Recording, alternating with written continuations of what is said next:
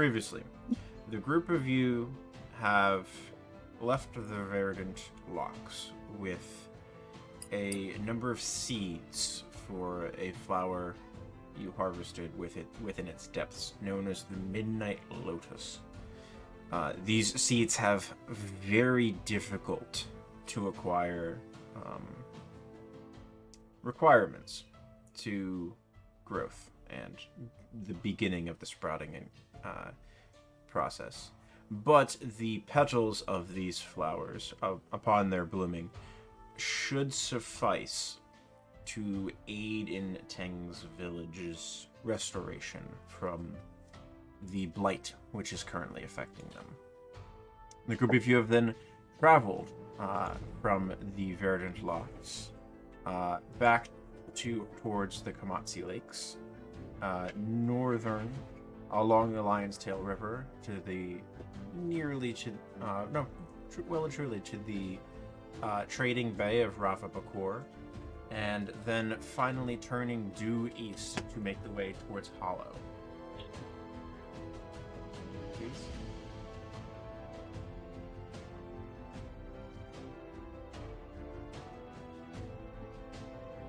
Oh.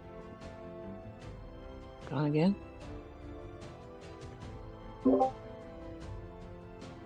Alright, can you hear me? Now I can, yeah. Yep. No worries. On the way from Revapapur to Hollow, Teng, leading a bit ahead, discovered a number of orcs, a wild bison-like species native to these forests that was sheltering underneath a conifer tree. Sheltering from what she, with her keen eyes, quickly picked out was a white dragon. The party member recognized that she was not equipped to handle such a creature on her own, and as such, decided to get back to the party as quickly as possible.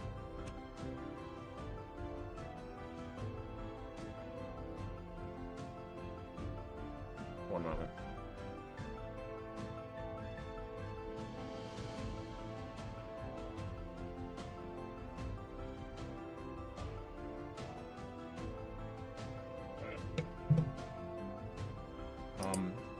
As you made your way back to the party, and then approached as a group, you found that one of the orcs had already fallen prey, and one had made a break for it and had managed to escape. The last, frozen in fear, was unable to survive the bout. During the fight, it was frozen by the dragon's breath weapon, only to be carried off as a likely later snack before the dragon decided you were no longer worth its effort. Pushing onwards, a little bit shaken, you finally reached Hollow. A gargantuan tree breaking your path. Dozens of egg-shaped nests with warm glows coming from within, illuminating the winter-strewn forest.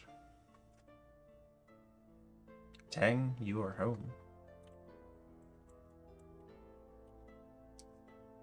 You've not made any approaches as of yet. The remainder of the day is yours. You arrived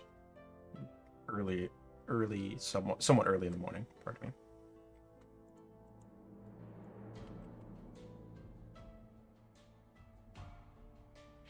What would you like to do? I know we can see Hollow. How far is it to the tree? About 100 feet. Okay. I'm going to ask the party to wait there, and I'm going to go try to find the leaders of Hollow, see if they're there. Yeah. Rush, you stand put. Yep. Yeah. Okay. You take wing, going up to some of the illuminated areas in the meeting tree. I'm specifically looking for Sova. Okay. Make me... Are you allowing yourself to be seen by everyone else that you've returned? Or are you specifically trying to find them before word of mouth starts to pass around? I am not trying to hide myself. This is home. Okay, make me an investigation check with advantage.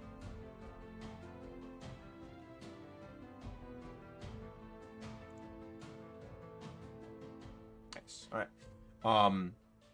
With an 18, as you appear in the different portals of these various structures, you see faces turn, eyes glow. People were, "You're back! You're back! You're back!" And it, after calming people down a little bit, because everyone has an idea based on why you had left originally and what your return will likely herald, their hope is set quite high upon seeing you. About 4 or 5 minutes pass until you are actually able to get a word in edgewise with the first real group of Owlin you encounter, and you are able to ask after Robert. She is Sova. She is presently in one of the larger meeting chambers, looking over a new clutch that was hatched sometime in the last few 10 days.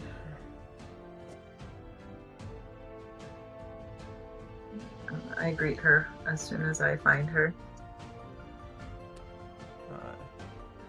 Before you stands Sova Feathercrest as you wander in the familiar area of this sort of joint nursery for these as of yet unhatched members of society. She's currently tucking bits of wool around the eggs themselves to keep them warm against the cold. Pardon me. She looks up, her dark eyes sort of gaze at you. Ting, ting. You're back. You're back. You're back. I'm back. You're back. Good back. Bad back. Good back. Good back. Good back. She lets out a twirling chirp that sort of echoes, and you hear it. The recall from other members of Hollow chirp back this cacophony of sound. To the rest of you, all you hear is silence as Tang leaves, and then all of a sudden this tree erupts in this wall of sound of different owl calls and hoots and chirps and whatnot.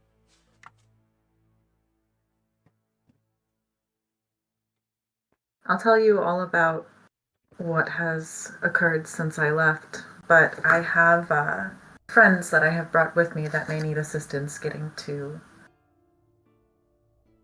the tree dwellings. Friends? Friends.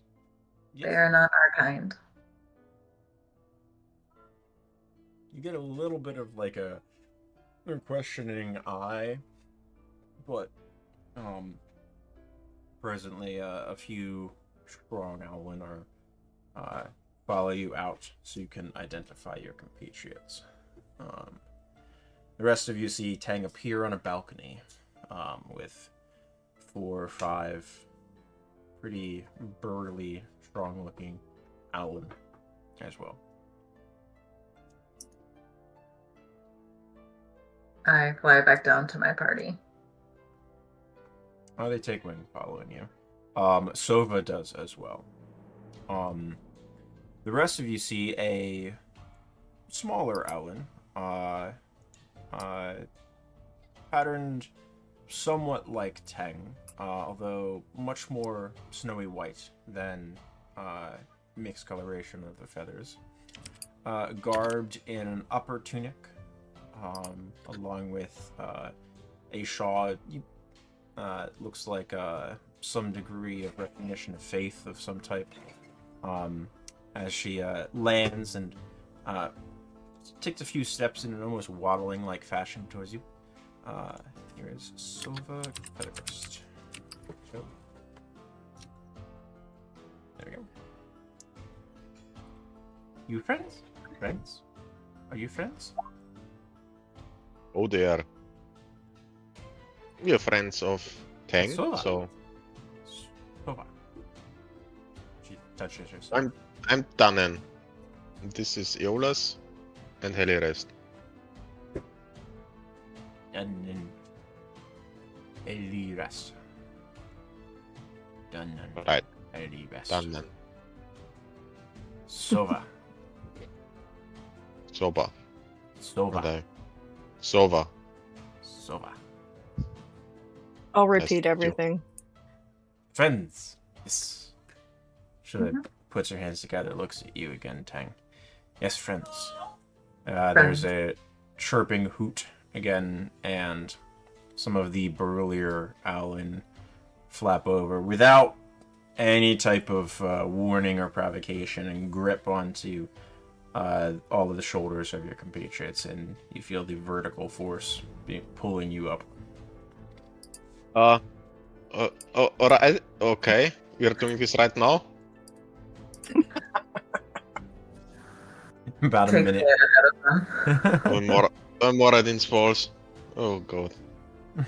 Less than a minute later, you're all standing on the balcony of the meeting tree, one of the lower levels. When I look down, how far down is it? Like 100 feet or? You're about 70 feet up. Okay. Yeah. So about the height you just fell, Yeah. or less than the Well, height you a just bit fell. less. Yeah, it was like 150-ish that he fell. Okay. The tree goes up that high. Don't worry, you can fall that far. But I just nervously clutch any, I don't know, holding there is.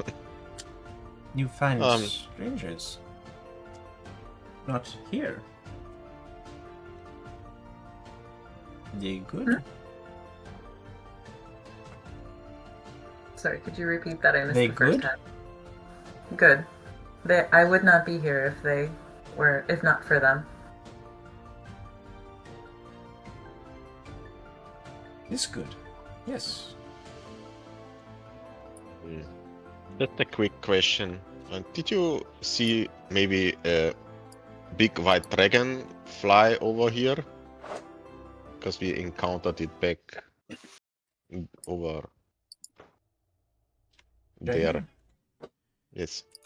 Is dragon near? Don't bother. Gets angry. Oh, I felt that, yes. But do you know where its lair is? A voice. Yes. Dragon. Dragon. That's his A name? voice. Yes. A voice. A voice? Avoiss. A voice. Lair mountains. Not bother us. Yes. Doesn't bother you? No. Yes. Does not bother. Tannen scrubs his beard a little bit. I look at the others. Been for bit time. Months? Several? Yes. Yes. He came here recently. Yes.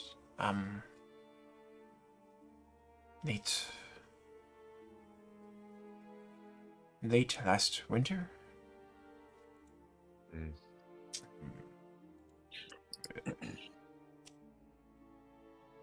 Bit before our spring. Nested mountains north. She points off in a direction.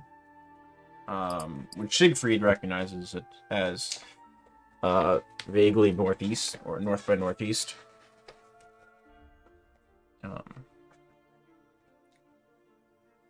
near tail mountains. Not bother. Hmm. Well, I sort of have unfinished business with this dragon, so can't guarantee that I won't bother it. You go to bother dragon? Or come to help? Go to Friends kill help? dragon. She looks a look of concern coming over her face at you, Tang. Friends no help? When friends help. We brought seeds of a plant to help. Seeds. Seeds. It's winter. Seeds don't know grow. The seeds may grow. Magic. She chirps and just shifts slightly in the spot where she's standing. Come, eat food. Fare badly. Much sickness. Dozens since left. Cannot stop. She leads you inside, the group of you. Tang, familiar to you, but alien to the rest of you. The structure in which you enter looks like an egg-shaped nest made out of hundreds, maybe thousands of various twigs, branches, and leaves of different shapes and sizes, all interwoven together into this thick mat. And from the exterior, it looks like a single egg, but as you enter through the very small opening, you can see that parts of the would be the shell of this egg have been overlapped with others of the same shape and then have such been woven together to give this feel of a vaulted room devoid of major support structures such as columns, making this cozy open space that sort of dips down slightly in the center of the room and then goes back up, such that you can rest in circles around the room if the proper accoutrement for you to lay upon is present. She leads you through a couple of these areas, and only the entrance itself is quite small. The rest of these spaces are, where they are conjoined together, have a reasonable opening, such that at least a single Allen can fly through the space, should they need to move quickly from room to room. Some of them are large enough for even two of them to fly abreast each other. As you are led from space to space, you pass by various individuals in different states of rest, recuperation, conversation, and all eyes are drawn to the group of you as you enter. And then you can feel them lingering on your backs as you pass through. And then the keen-eared amongst you hear whispers and small chirps and sounds fill the rooms a few moments after you've left.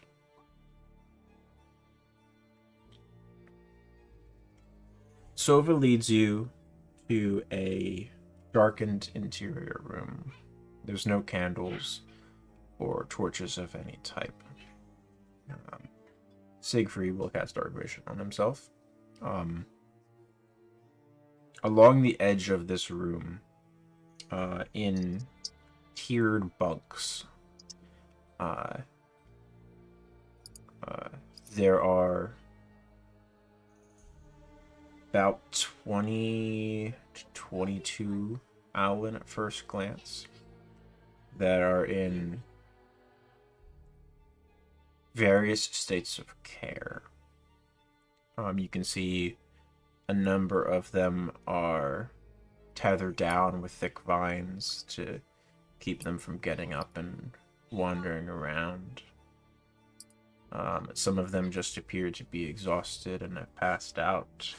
Many are missing patches of feathers here and there. Others look worse. I ask Sova while I look around, when exactly did this disease start to spread around here or around your folk?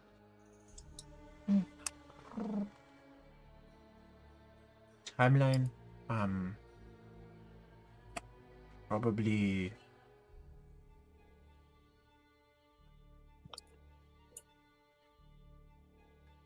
early spring. First deaths. Our spring. This year? This past early spring. Yes. About 6 months. I look to the others. Mm-hmm.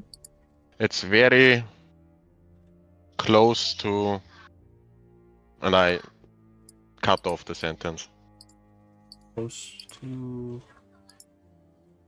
I look back to the others. Look back to Sova. To the voice coming here. And... We see a voice before. Well, we encountered the dragon back out in the field, and we had this terrible, and I looked at us again, or at least me, I had this terrible feeling that he's a little unnatural, if you know what I mean. His aura was disturbing, to say the least. And that sickness spread right around, or at least a few months after he came here. It's a little bit too close to be just random. Hey, I look over one of your inflicted. Sort of turns to you, Tang. Like, is this individual to be trusted? I nod and let out a low chirp. She lowers her head in acquiescence to you, Aeolus. And then, with a brief flutter of wings half extended, she alights next to with the exception of the lack of feathers and the sores on the open flesh that's been exposed due to said lack of feathers, what you would expect to be a relatively strong individual currently sleeping. She gestures. I would like to walk over and just, as gently as possible, look over the wounds, the physical condition. Does this match anything that we have seen before? Does it match anything that Aeolus has read about? Make a medicine check for me. Oh boy. While he's doing that, can I ask Sovar something? I just turn to... How does this disease spread? Is it via the air or via touch, blood? We don't know. Hmm. It's not food, it's not water, it's not touch. Hesitant And water. Where we melt snow most winter. Pond near for warm waters. And there is no age, like it's only affecting the elderly, or are the young also afflicted? You see her feathered arm extend. All flock. Hatchlings.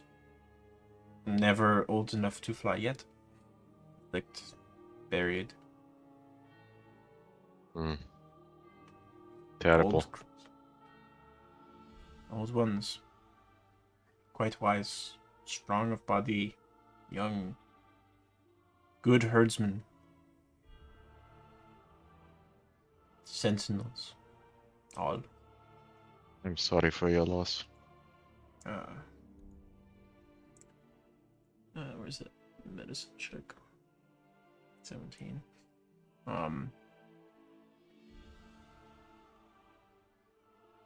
It's tough to place, Aeolus. There are elements which make you feel like you've seen parts of this before, but you know enough about this field and treating and that the presence of other symptoms outside of them would preclude those types of diseases. If you have A and B, and definitely nothing else, it can be this.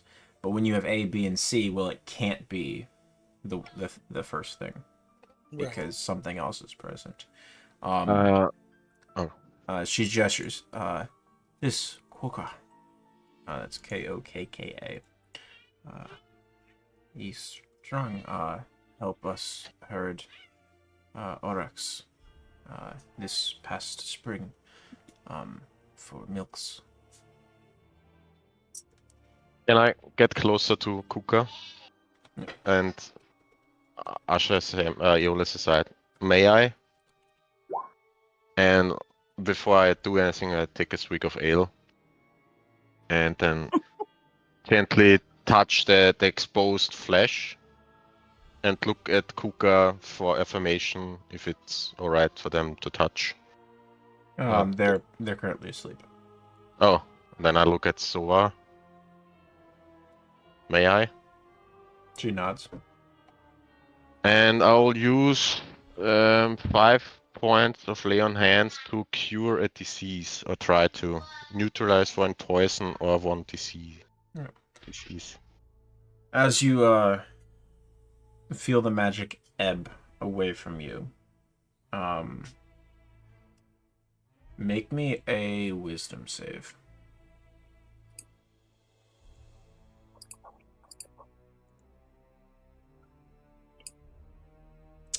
Pretty good.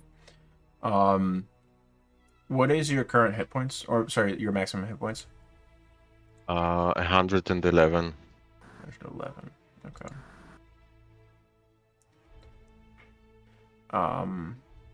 As you touch and impart the magic, willing this disease to be cured, you feel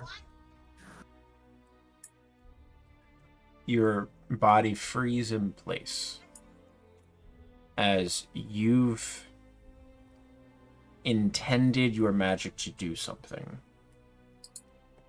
And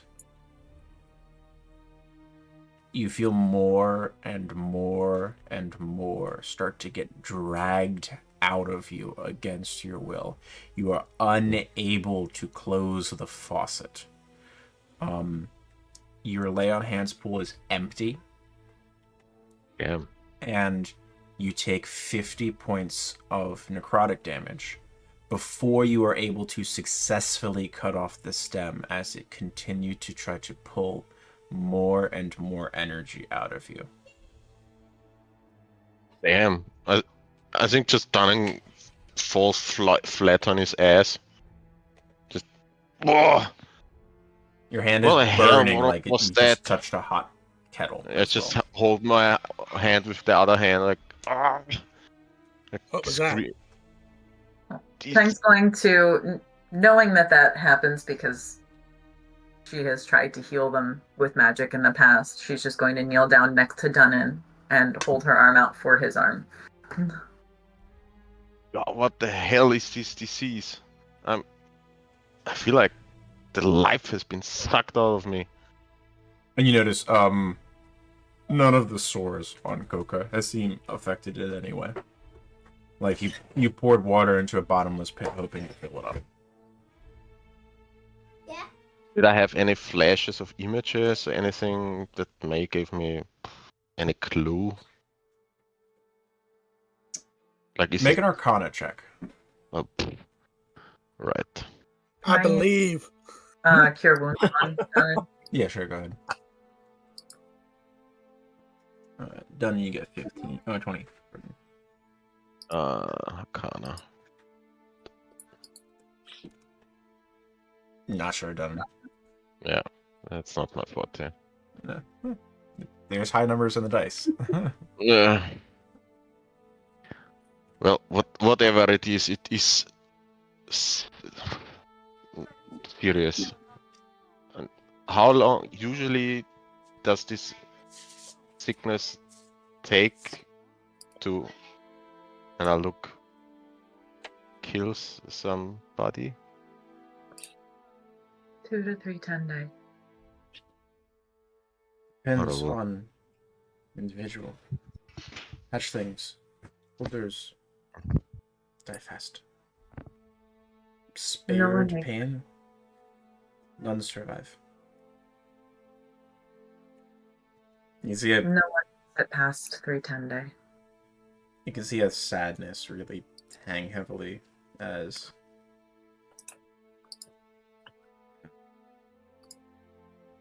all of you have Spencer. enough recognition that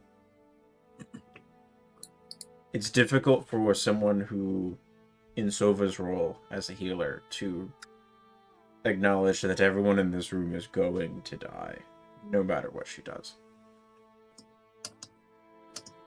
Yeah, Aeolus.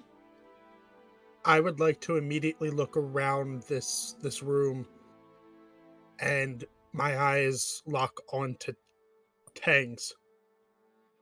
Where can we plant these seeds? And then I lead the group into Sova's storeroom so that we have a more private space to speak with her. Me? Come? Yes? I nod. She bows. So once we're all in the room, I'm going to pull out the seeds. Magic herbs can heal this, but they require constant sunlight to grow. Warm water, sunlight, soil. Very difficult to grow up here. I know a ritual to create endless sunlight,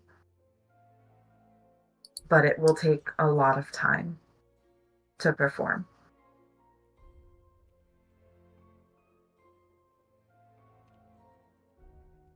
We need to pick a safe space for this so that these can grow. What's space need? A warm space, a space we can keep warm throughout the year, where we can bring water to feed the plant. Sunlight stay though? Sunlight. The sunlight. The sunlight will help the plants grow. I don't know if they're capable of producing all of the warmth we'll need. Given how cold the winters get. So an indoor space may be best. If you can show me where, I'll try to think up of something of a contraption to try to keep the space warm.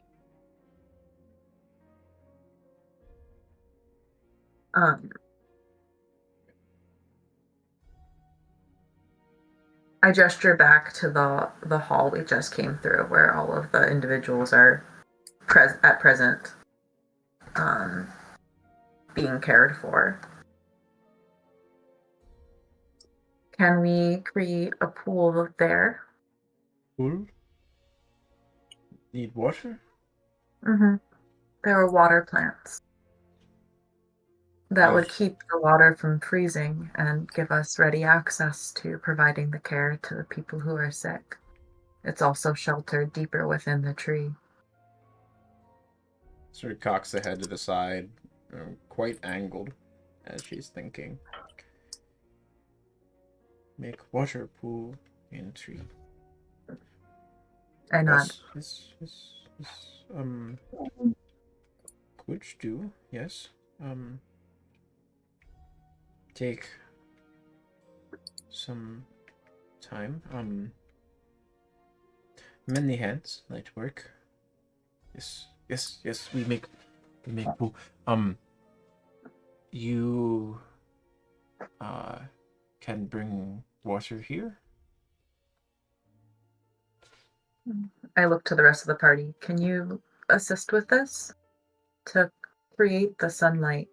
It will Absolutely. Of be a course. very long ritual. I won't be able to focus on anything else for at least the entirety of a day, a full 24 hours. Could Whatever you need. take time to make water fight. No leak.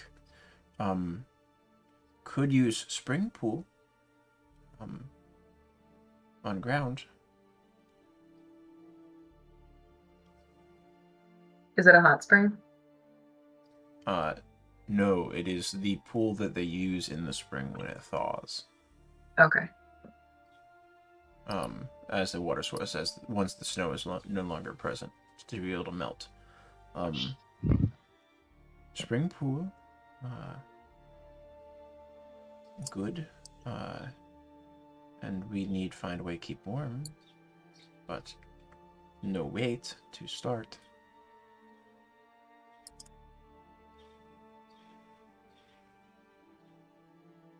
If we can't keep it warm, the plants will die and all will be lost.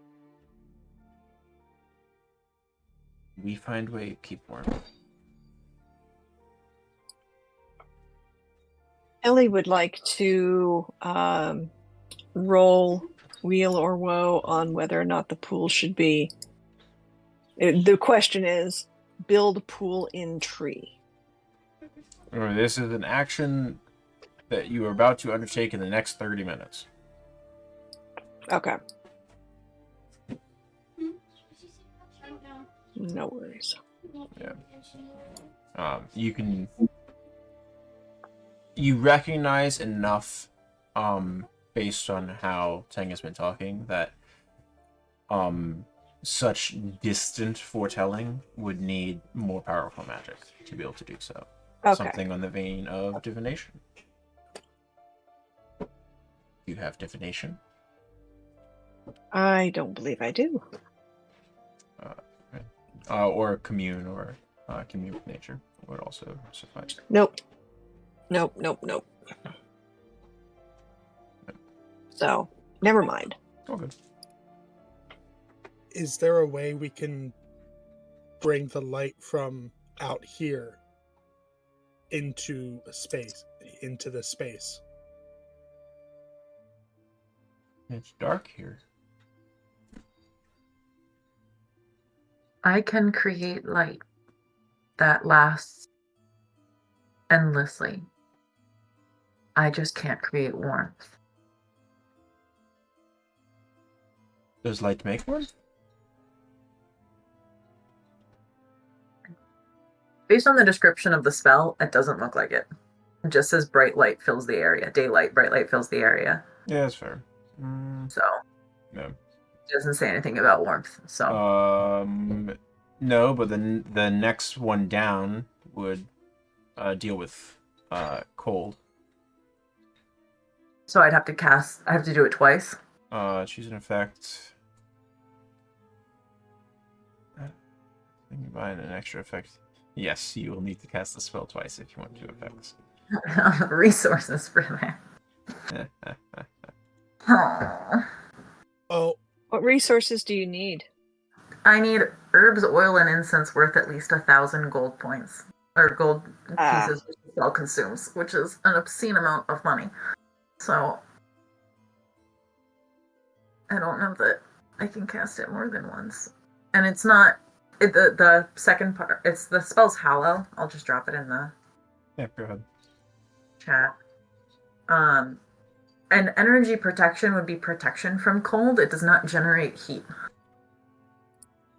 Okay. Yeah. It would So protect it's all not of the like- plants from cold. I But it honestly wouldn't turn the ice into water year round.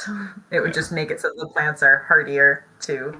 But considering that any spell intended to help the plants live longer beyond picking them doesn't work, I don't know that protection against cold would be Choose helpful. an effect from the following list, or choose an effect offered by the GM. You could 100% cast this spell and make a greenhouse, Okay, like a magical walled greenhouse. great. That's my master plan then. Okay.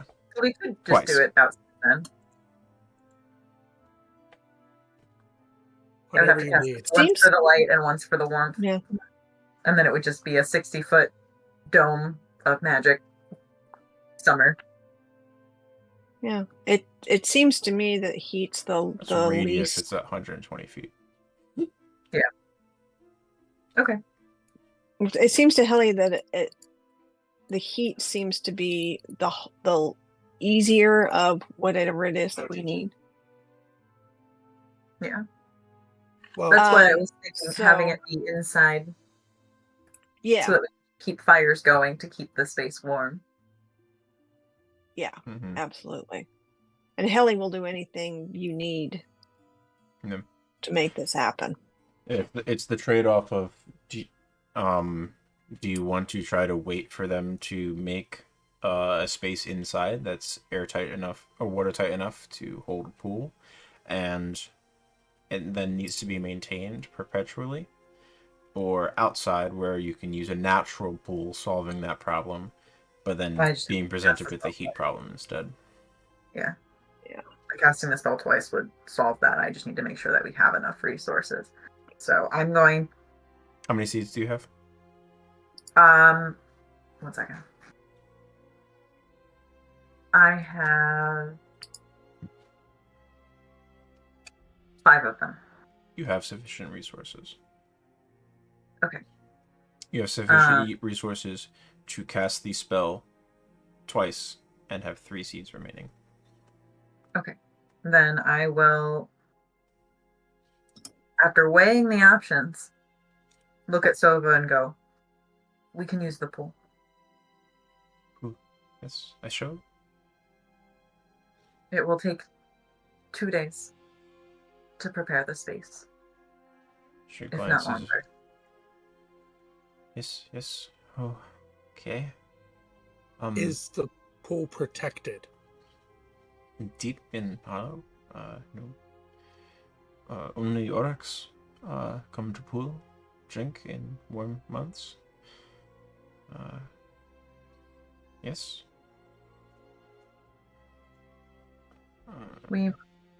Come spring, we may want to build a fence to keep them away from the plants so that they don't eat them.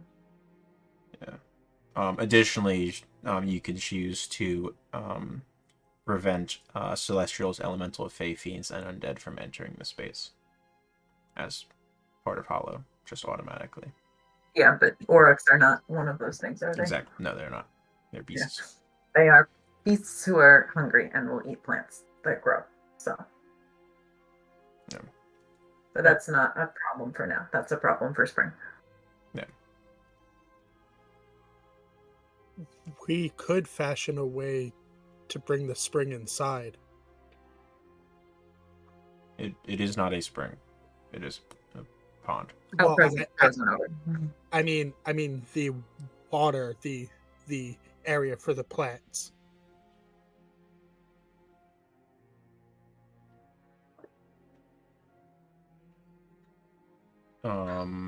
Yeah.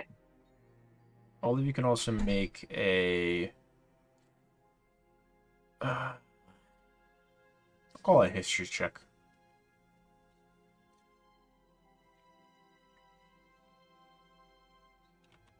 And we've got the muscle. We could build a dome over everything.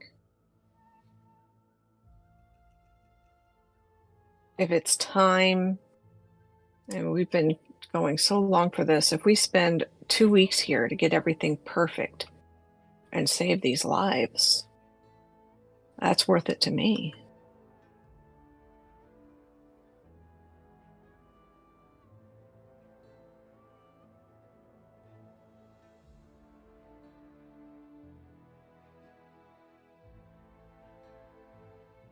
Is anyone else rolling a history check, or is it just Aeolus?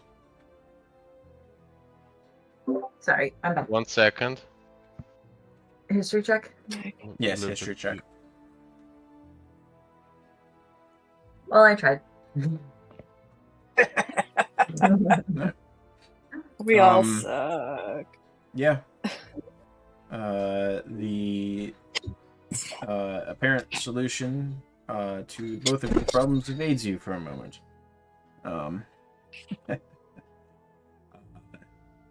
Sova collects some of her gear. Show you pool? Yes. She looks at And- the rest of the group. Yes. To you, Dunnan, after she rummages around in a crate for a while, she pulls a vaguely cobwebbed, smaller chest out and hands it to you. 4 Ooh. up-downs. What is that? Up-downs. Up downs? Up-downs. You open the alright. chest? Yeah. There is a fairly old-looking rope ladder Mhm. that's been coiled up inside this chest. I cock my head. Alright. I'll For your Open up-downs.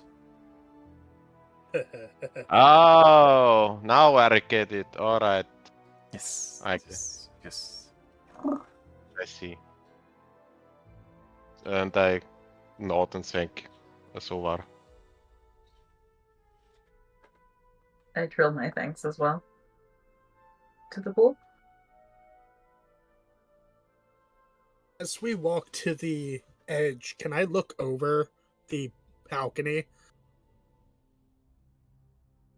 Certainly. Is it... Are the cliffs in Elderthorn taller than where we are right now? Yes. Okay. The Thornridge Bluffs generally sit at a height about 200 to 290 feet. And they are incredibly sheer. Think like Cliffs of Dover type kind of sheer. Okay. With sharp rocks at the bottom. Not beaches.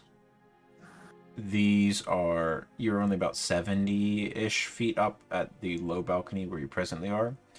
And based on the size of this tree, you gather the upper area might be 160, 170 feet off the ground in total. Like the upper reaches. And the tree probably extends another 40 feet or so higher than that. And These are if I look massive sentinels. and if I look over the balcony, is it a clear shot straight down? From where you are presently, yes, because you're not near the trunk after you've left. You are quite a ways away from the central trunk of the tree. Which way are the springs? The pond? Yeah. There's no springs. Get the word spring out of your mind. The only spring was the season. Well,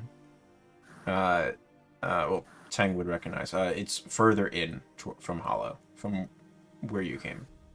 Or the direction in which you were originally traveling when you got to Hollow. So, they are away from how you entered.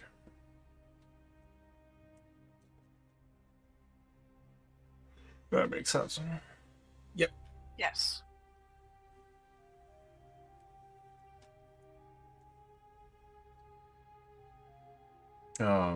The ladder is about 65, 70 feet. So it just barely reaches the ground, done. And you might have to make a small hop for it to get back onto it when you go to climb back up. But otherwise, you're able to reach the bottom of it and touch down as the group of you descend to the forest floor. I offer Aeolus my capelet again.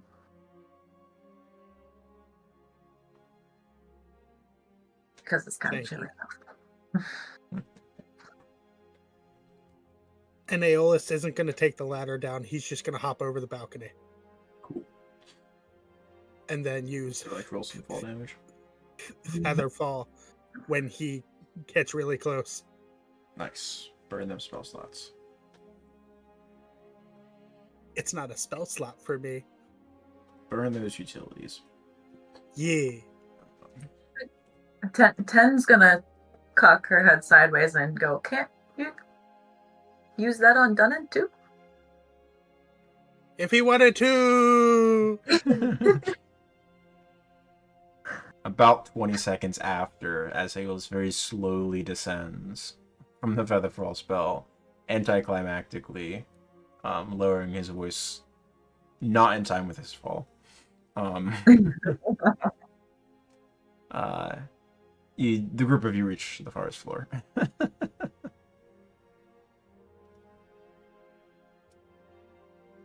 I'm gonna take off and start gliding in the direction of the pool. Okay. About 5 minutes of journey. There's a few smaller trees near the edges of this pool. The pool itself. Grab my notes. Is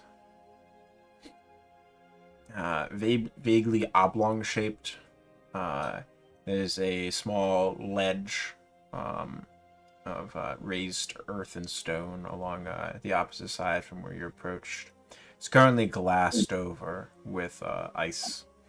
It's all of the snow is crunching underneath your boots. Probably about 6-inch deep snow here. A lot of it's been caught by the canopy of trees. It's a little bit deeper, closer to the edge of the pond, but it looks like the wind whips any snow off of the ice itself, such that it has this nice, rich, deep blue present across it.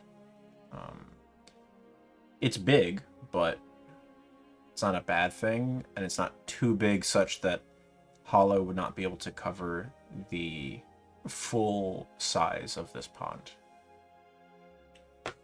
Okay.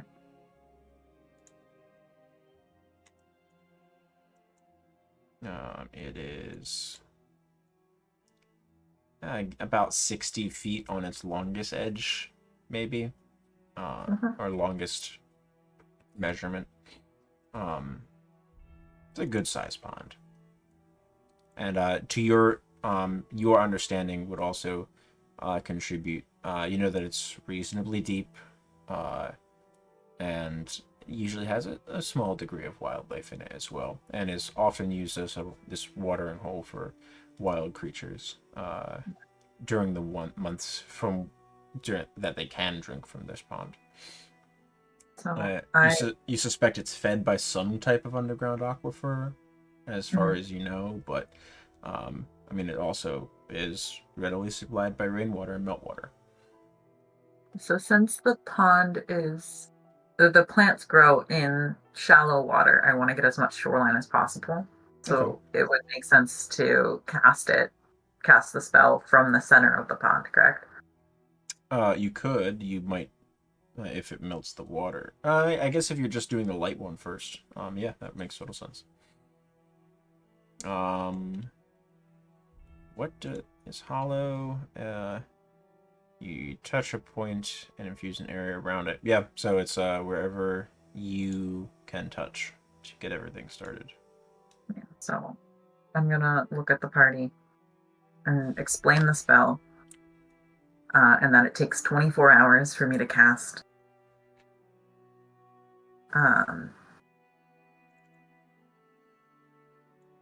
Is Sova still with us? No, Sova has left you. Okay. I am worried about the dragon.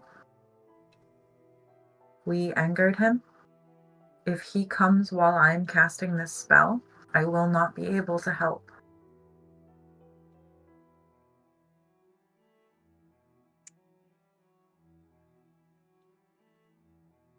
Don't worry, we protect you. Focus on your people. All right. But to that point, this spell, the light created from it, do we think it will draw the dragon? I do not know. Hopefully, and Tannen cracks his knuckles. As much as I am itching for a fight, these individuals have gone through enough to lose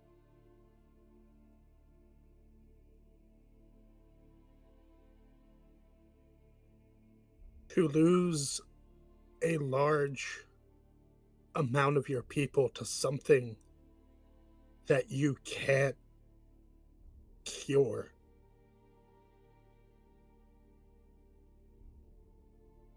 I would hate to bring something like that onto their doorstep. Fair enough. But, and I look around, nobody else is here besides us, right? Well, not at the moment. None that you see. To be honest with you, I'm not sure if we grow these plants and give them to people. I just think we not curing the cause, just the consequence. And I think the cause might be, now look around again, the dragon. It's too convenient that you came here and right after people started to get sick. But maybe it's just my imagination.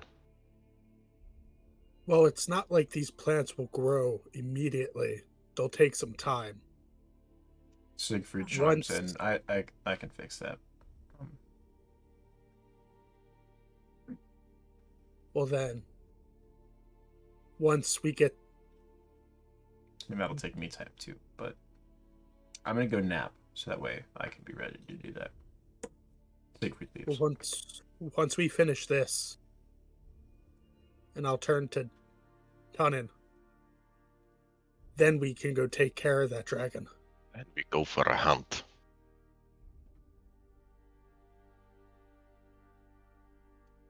I'm going to look at everyone.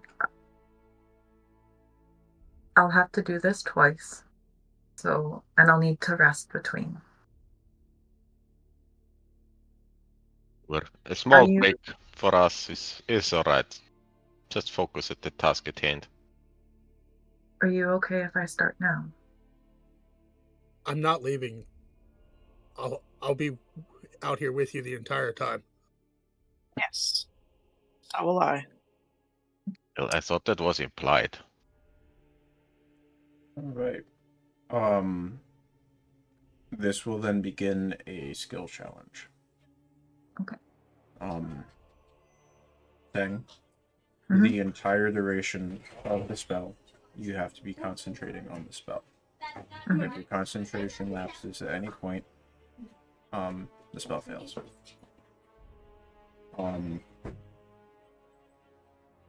What skills would the group of you like to use to try to aid in the different challenges present here of casting the spell? Then you can also participate as well. It's your spell. Ellie will be armed and ready. to face any physical challenges. Okay. Kicking us off then, Hallerest, make me a survival check.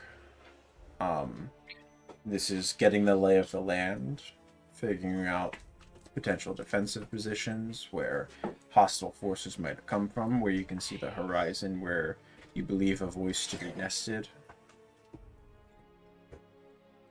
She tries, but she's just ready. It's tough. This She terrain doesn't is know not what's going to happen. This terrain is Yeah. not familiar to you. Of note, Tang, mark off the spell slot for Hollow as you are starting this casting process.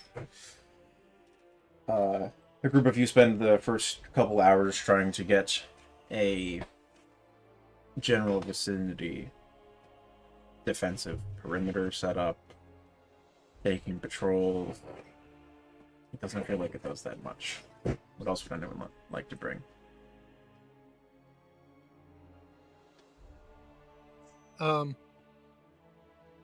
I would like to build a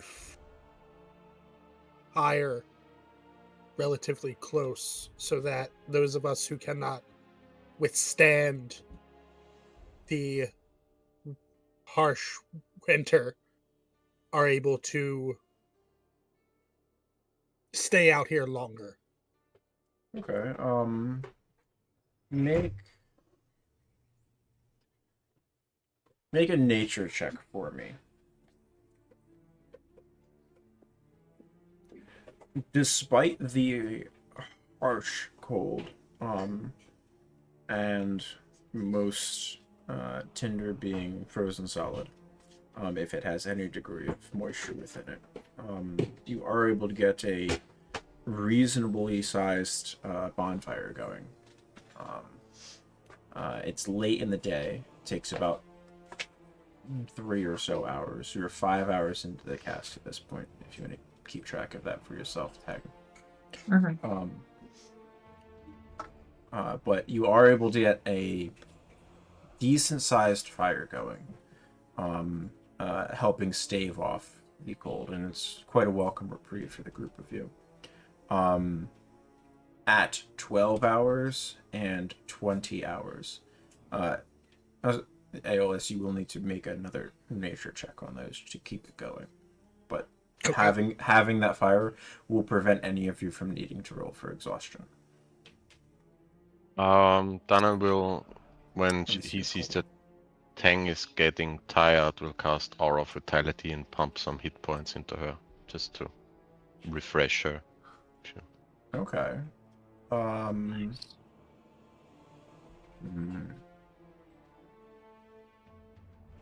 Are you proficient in Arcana? No. Make me a check using your charisma. Just straight charisma, because you don't have proficiency, but instead of using intelligence, this is about you utilizing your spell in a way with which you are not typically familiar, but you're doing your best to help. So just a charisma check. Charisma check, okay. Yeah. If you had proficiency in Arcana, I would let you have your proficiency bonus as well. There you go. Okay. Hey. Time for good roll. So, Tang, being in the center of the frozen lake, you're not quite enjoying the same comforts of fire as your compatriots, as you are working on the utterance of this spell repeatedly over and over again, pushing out these waves of energy to slowly start to shape the world around you. When you start to feel tired, you feel this pulse of warmth. Almost feels like it echolocates back from you pushing your spell out into this world. It bounces off of Dunnan and sort of reverberates back to you and fills you with this inner warmth that helps you stay focused. The first concentration check you need to make for this spell, at any point you can make so with advantage. Okay. Teg, would you like to contribute a skill towards this? Um,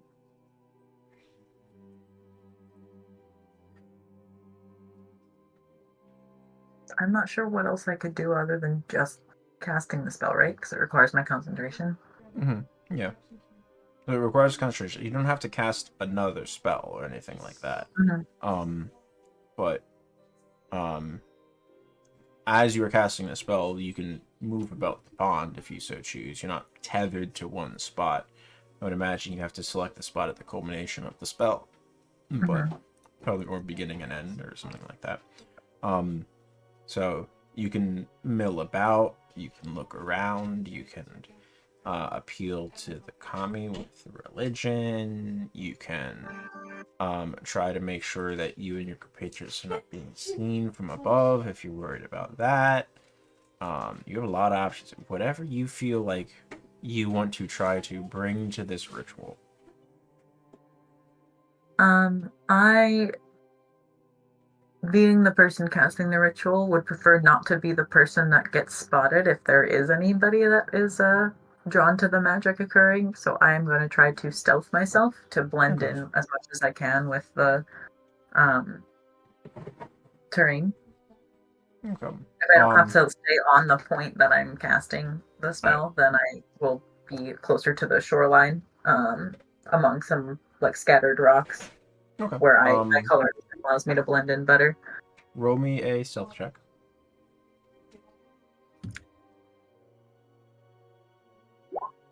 Very good. As you are milling about, and once you've started the casting, you feel this point as the source of origin that you selected for the spell, and you push more energy into it. And as opposed to the pulses that are slowly shaping the land around you, radiating out from you, they continue to radiate out from this origin point. And you come to the idea to walk the perimeter of the origin of the where this spell should terminate as well. And one by one you collect various accoutrements, sticks, stones, make a little snowball here and there of the perimeter of the spell. And one by one you bring them back to the center of the origin, sort of tethering the inner to the outside of this radius. Slowly building a large pile of almost like a nest of various bits and bobs from around where this spell is going to be. I do need that next nature check from you, Aeolus, as we're crossing into about hour 15 by this point. You keep the fire going.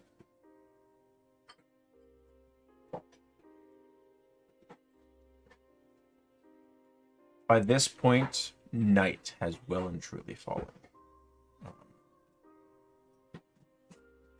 You can all hear the sounds of wind rustling through the trees. And not just you, Tang, but the rest of the party can also hear, or not hear, pardon me, feel the faintest pulses of energy sort of ripple through you, like stones that have sunk into the surface of a pond, faintly disturbing the water. You feel these ripples of energy very carefully wash around and through you. This undulation in reality. As you go, the time slowly starts to pass by. Aeolus, as you are collecting preemptively for your next big reset on this fire, I need you to roll me an investigation check.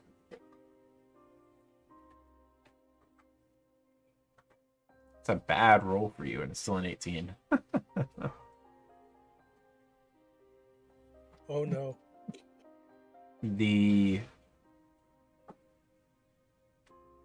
shadows seem darker as you're wandering about. Your eyes are adjusted to the darkness, but everything has this inky layer of pitch to it that feels unnatural. Like, as Tang tries to push back the darkness, it wants to close in around the group of you so much more. What do you do?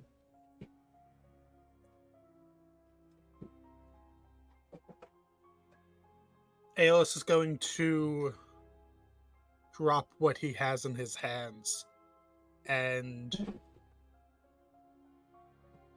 am I within eyesight or earshot of the group? Yeah, of course. Okay. The spell's only radiating 60 feet from where Tang is. So at most you're ever 60 feet away from her. You could be 120 feet away from Gunnan if he, for example, if he's on the opposite edge of the circle. But you're all within earshot of each other, especially when the night is fairly silent, with the exception of the wind in the treetops. Okay. Using my hunter's bait. Okay. Does this feel similar to when the orc tribe was being attacked, or does this feel more like an absence of the weave, something that we have been partially pursuing and running from this entire time, or is this something else? Not quite the Skyfire clan, but make me a survival check. Would I have advantage on this? Yes. Okay. As you cast your mind back, this level of enclosement, entrapment, you have felt this previously when you went to rescue Willem basement. Feeling that cold chill, Aeolus is immediately going to turn and is going to not shout at the top of his lungs, but loud enough for everyone to hear that something's here. Roll me a d4, please.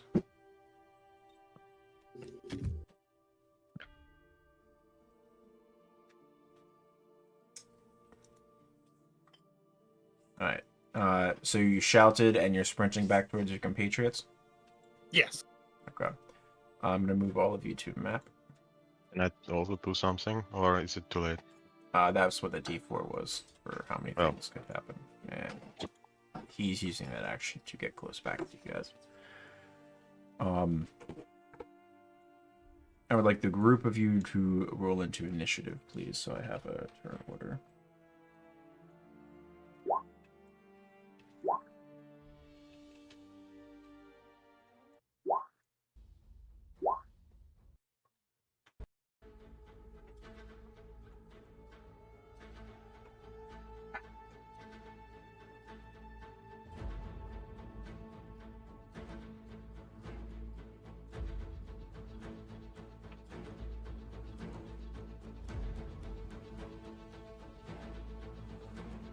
Denon, you are going to be top of the order, though. Step up. All right. You get to do something, but first. Yeah.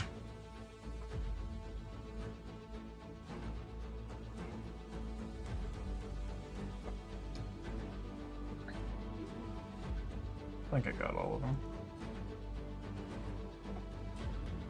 Emerging from the various darkened shadows, which you have picked up on Aeolus. This clawing, clinging presence has taken form at your cries of alarm.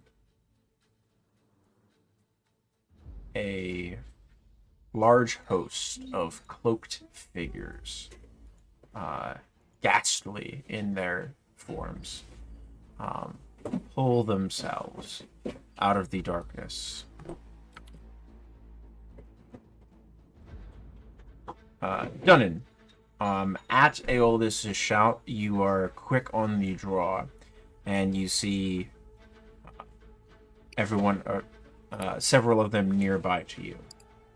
Additionally, during this time, Teng, I need you to as well roll me a d4.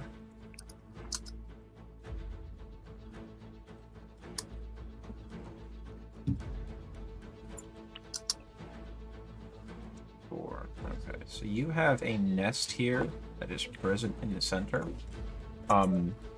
Provided that you take no actions, they are not aware of your presence for 4 rounds, after which time they will notice your chanting, because of your stealth check previously in playing defensively. So it is up to you to decide if you choose to engage or not. Bear in mind, you cannot cast any spells that require concentration.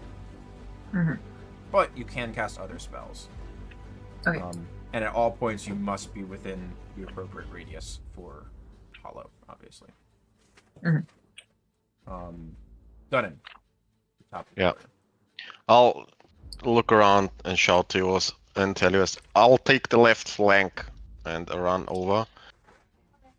When I pass by Teng, I just say, we got this. Focus on your magic. And I touch her, and I will cast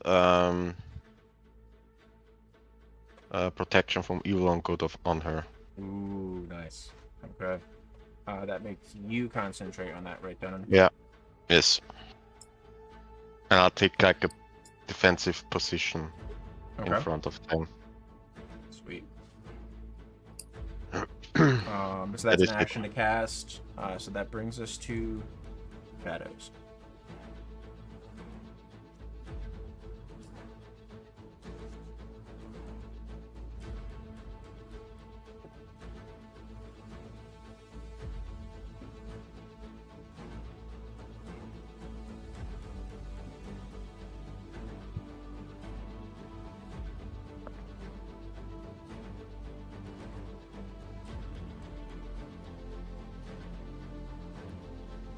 The one with the red pip has nothing special about it. It's just my initiative tracker. Aeolus, rewarded heroically for your rapid cry of alarm. 3 of them swarm onto you. Let's go. 7, 12, and a 22. The 22 hits.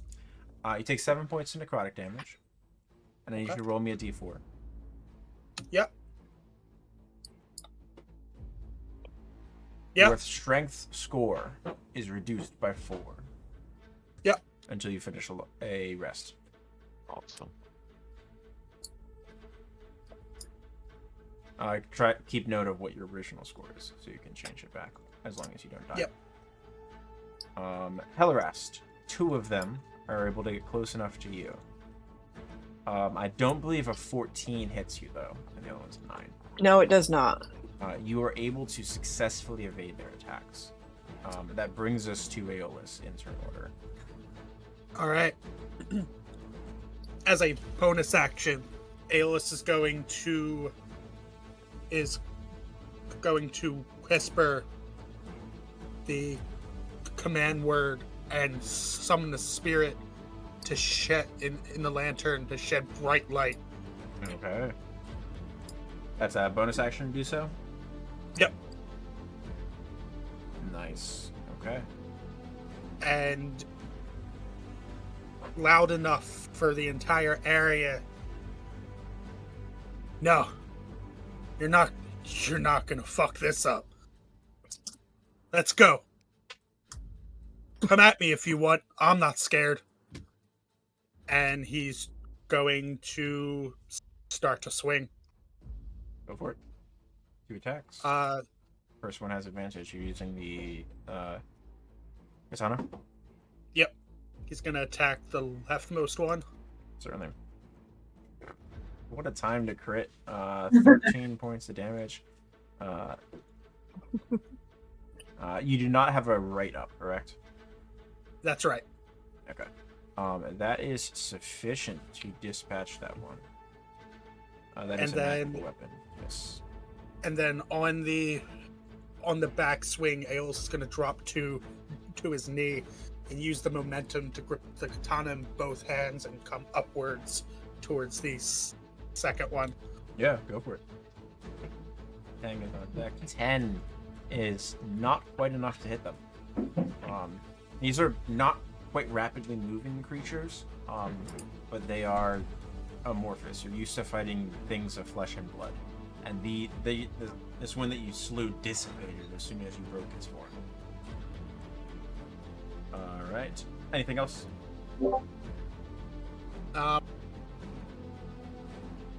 Aeolus is just going to make himself look as large and threatening as possible. And Wonderful. that's the end of his turn. All right, that brings us to Tang with Pelerast on deck.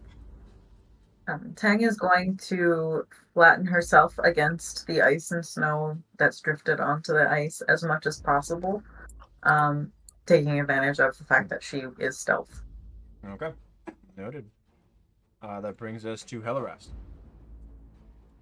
Okay. Ellie is going to cast Spirit Guardians Yeah, you are. Okay. at level 4. Level 4. Okay. So that's an extra D8 of damage. So it happens when they start their turn in it. Enters for the first time on his turn. Enters the area or starts his turn there. Okay. So at the start. Well, of Shadow's she's turn. actually going to move. Okay. She's going to make sure that Tang is within the aura. Okay. So you're gonna And move Dunnan and as provoke some well. opportunity attacks. That's fine. All right. Real unfortunate if you drop concentration now. Oh no. Well, no, then also we're going to It's bring out pull Corin, and she's holding concentration on Spirit Guardians. You're a She bit can do that. You're a bit mixed and matched on the order there. Well, sorry, pull Corin Um, and then give me concentration. The strength hits. 7 to hit you, and a natural 20 to hit you. And a what? Natural 20. Natural 20. Okay, that's it. You take 20 points of necrotic damage, and you need a Constitution saving throw. Okay. Yeah, no, they can't break your concentration. Nice. Because you have a plus Oh 9. hell no. They would need to deal at least 22 damage to have a chance of breaking your concentration. Because your strength score is, or your con score is a minimum of 9. However, I do need you to roll me a D4.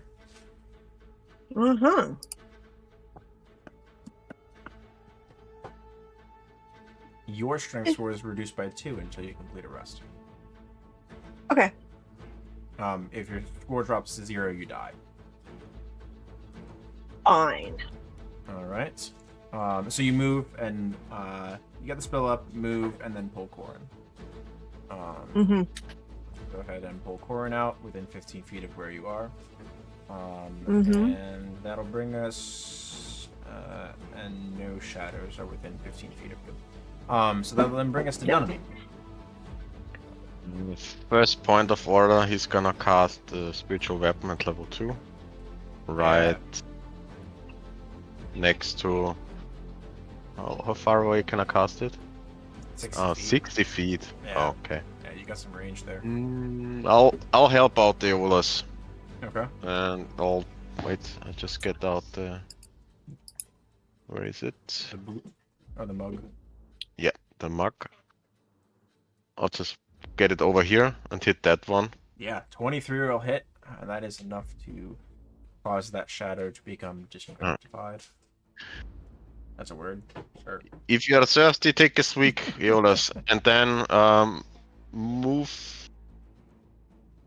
No, you know what? Yeah, just move one square down and make like a overhead Thor swing with the hammer and throw it at that guy. Yeah, you got range. 19. 19 does hit. Not quite enough damage to break it though. Then when the hammer returns, I just do a 360 and throw it again.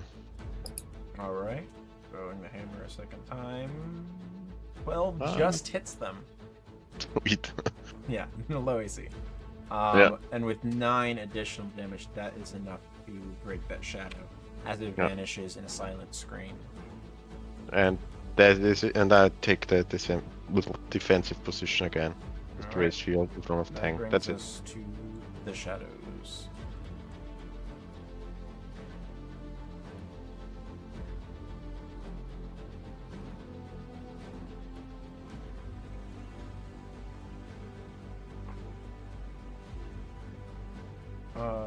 Helleras, you said it was 4th level?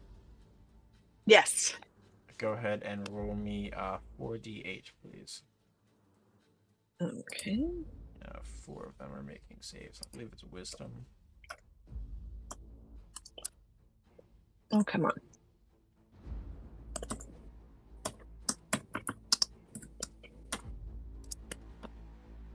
$24. Wow. Okay. And your spell save DC is 17.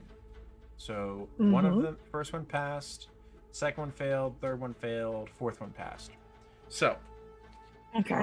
2 of them take 24, 2 of them take 12, but they're all vulnerable. So 2 of them take 48, and the other 2 take 24. So these things charge into this space and are evaporated, trying to pass through this, basically a laser to them. All right. We'll start up at Aeolus. Aeolus, 13 and 17 to hit you. Both of them miss. Ooh. Oh, your AC is 18. Oh, man. Yep. Okay. Dunnan, you got you, 4 Artificer. of them going for you. Dunnan, 10, 9, 9, natural 20. All miss. No, natural 20 hits. I think the natural 20 hits, yeah. That's 20, 17 points of necrotic damage. And you should roll me a d4.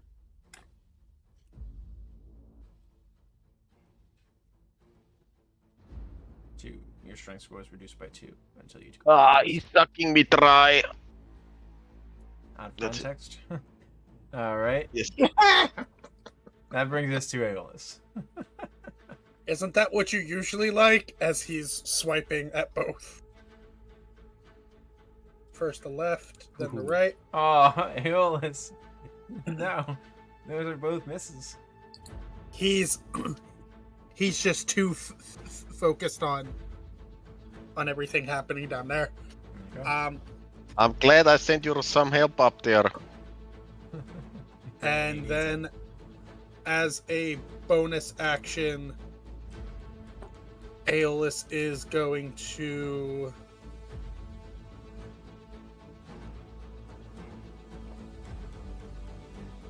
You know what? No. That's the end of my turn. Okay. That brings us to Teng. As they have closed in on yours and Dunnan's position, are you continuing to hide in your nest? I'm continuing to hide in my nest and focus on my spell. I trust my party members. Okay. Helleras, around to you. Okay. Let's see here. She's going to transfer concentration to Corin now that everything's here. You can cast another spell and have Torin concentrate on it.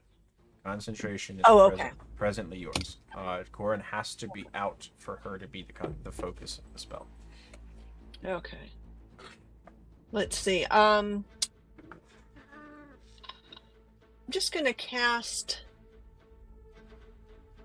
Let's see. Move a little bit farther south here, and cast guiding bolt towards these two here, the two below Dunnan.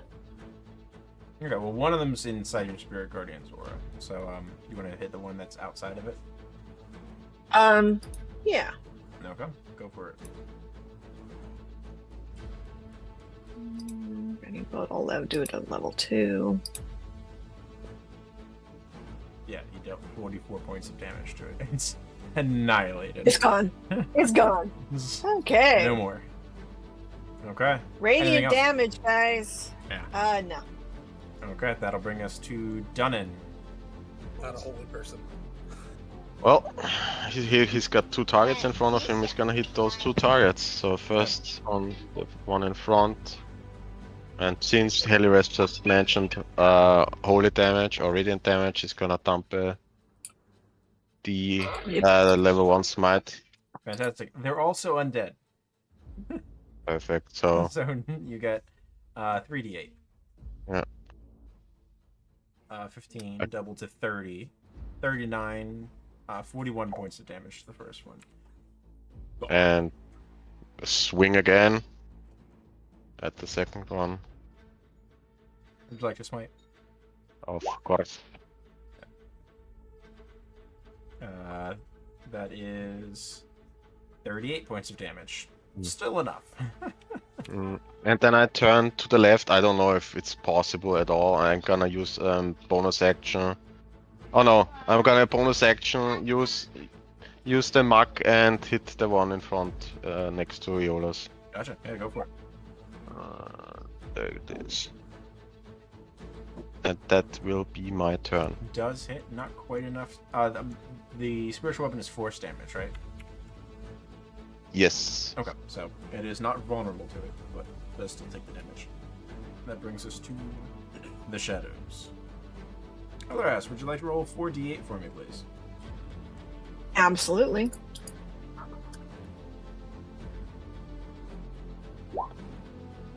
Yeah, even if you pass save, he's dead. Okay. Aeolus, you are being assailed by shadows. All by your lonesome. They just want hugs. That's fine. 18 and 16 to hit you. 18 hits. Ooh, 10 points of necrotic and roll me a d4. Ooh. Roll me a 4. No, don't touch me there. It's my no square. Your strength is reduced by an additional 3. What is your strength score presently? It's a 7. 7. Nice. You're down to 7, correct? Yes. Okay, so we're halfway through your strength. Yep. Okay. Oh no, sorry. It's down to a 9. Down to 9. Okay, you base 16. Yes. Gotcha. Okay. That brings us to your turn. I'ma smack them both or try to. Hiya! Yeah, you attack with Dex anyway, correct? Yes. That is enough to destroy one of them. And then hiya! Oh my god! Sweet. How come you can only roll like this when it's a foregone conclusion? That's the power of the ale next to him. Exactly. It's got an aura. Yes. Aeolus just Or of the drunk. Just very much like samurai shampoo moves with a quickness and just cuts both of them down, and he just looks around like, oh fuck, I did it. Oh, I'm still standing.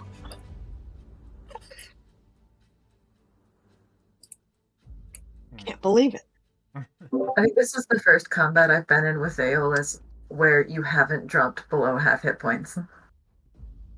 It was drop below half strength. This is the first combat that Aeolus has had an actual armor class. Also fair. Yeah.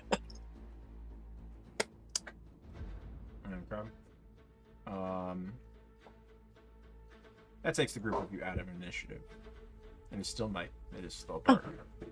I'll turn to Tang. You alright? I nod, still chanting the spell. Fine. We'll be vigilant. Well, now we know what's coming. Aeolus is going to start ritual casting alarm. Well, somebody must really dislike that we are trying to save those people here. A few minutes later, the ice from all of the movement on it cracks, and a few spaces open up in the ice. Oh. Aeolus is going I to... encourage Ambience. Dunnan, who is quite a bit bigger than me, to get off the ice. He just slowly walks. I just Yeah. put my head down and go like the walk of shame style. Not that fat. I just have heavy bones, that's all. It's I am- okay. I'm gonna stay pressed, stay where I am, pressed against the ice, but I am spread out as much as I can be and as low as I can be to distribute my weight, my meager weight. Noted. Curious. Who weighs more, Helly or About Dunnan? an hour has passed by this point. Spells are down. I will turn the lantern off. Okay.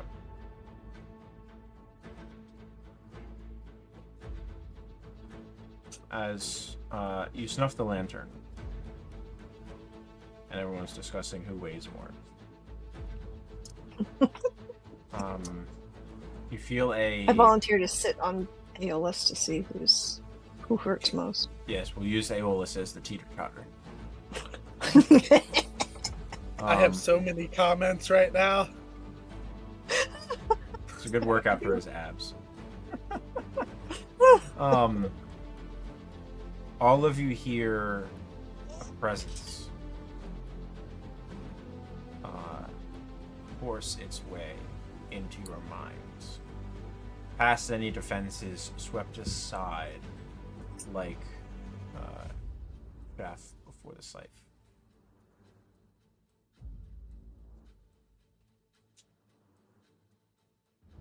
You feel hunger and unfathomable hunger wash through you.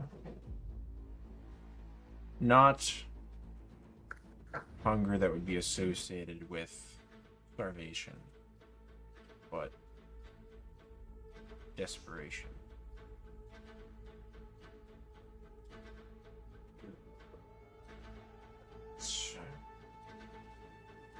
Stave us off. This world is ours.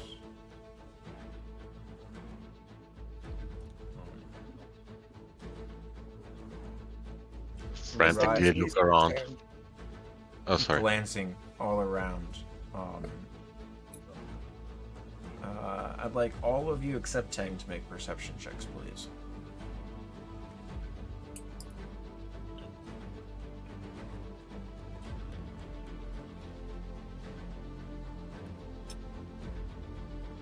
Currently, Corwin is gone, unless you'd like to spend a spell slot at the behest of, as you hear this voice, to conjure her back.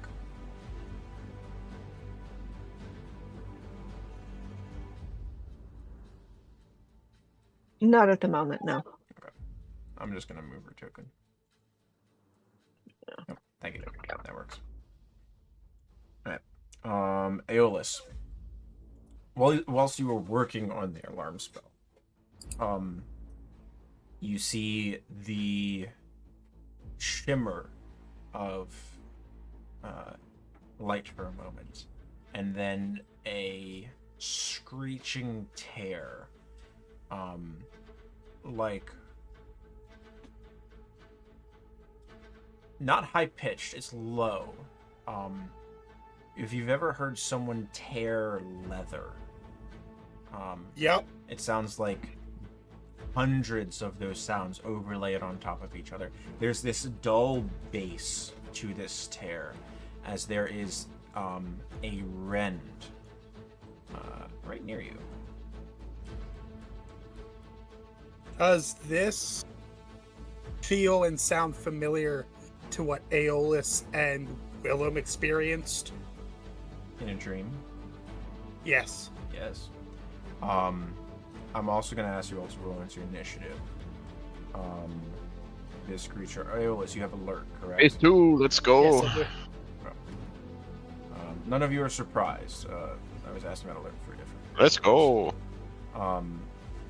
Emerging from this portal, you see this emaciated form of a creature with tendrils and tentacles where its mouth should be, huddled and hunched, before turning its head upwards towards you, Aeolus. And let's see. Ooh. Now let's organize initiative. Big rolls on initiative. Tang, I need your D4 roll, please. I rolled a natural 20 and got the fourth one. Did you really? Yeah. Poor Dunnan. Jesus. I'm taking alert. Fuck this shit. Oh, man. Yeah, 26, 26. Yeah, jeez. Tang, just add a green pip with a 30 on it for your character. Alright.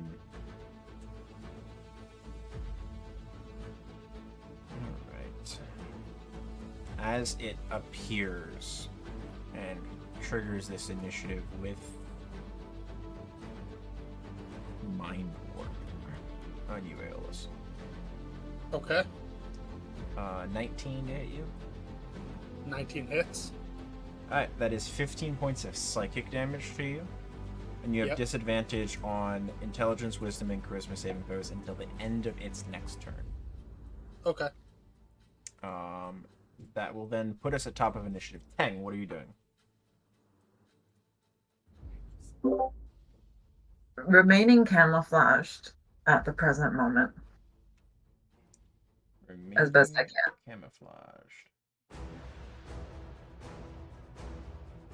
I'm not engaging at this point. I'm allowing the attention of our new foe to be on the rest of my party. Noted. That brings us to Aeolus. And I reduce your green pip down to 2. Aeolus is going to stand there squaring up with this creature and just looks it in its face. You think we're afraid of you? And he goes to turn his back and withdraws the katana and tries to do 2 quick strikes. You feel the voice and the presence in your head. Go for your attacks. 25 hits. Natural one does not. And then, as a bonus action, Aeolus is going to see the veins blacken and is going to attempt to amplify Blood Curse of the Binding and just stares at the creature and goes, "This world isn't yours. You can't have it." Is that a strength save? Yes. What is your DC? DC 17. It will use a legendary resistance. Okay. Are you done? Yes. It is going to use a legendary action to activate its Whispering Aura.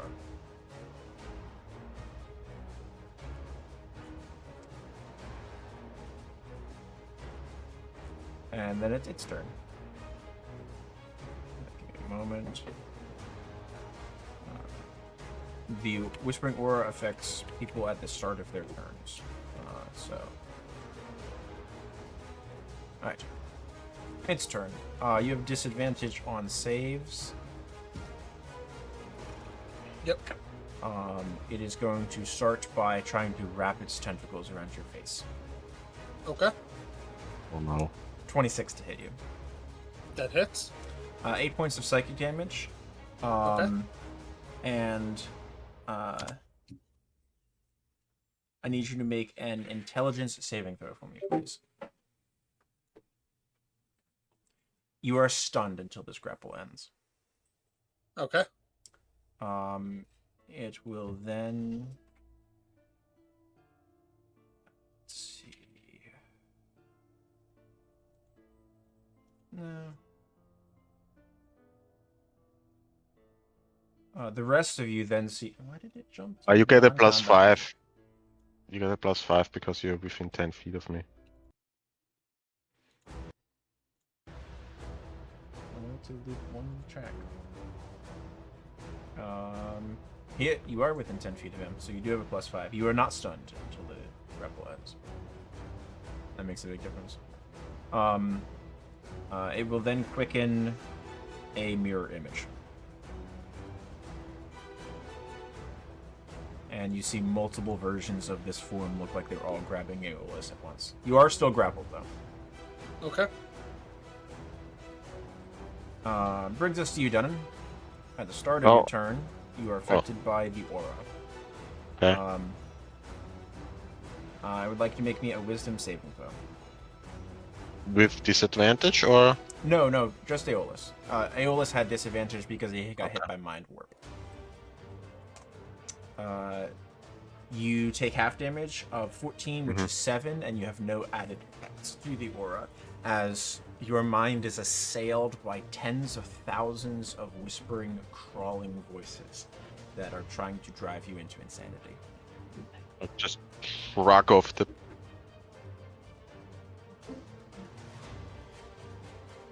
Look at the creature and just walking by say, "You're even uglier than me."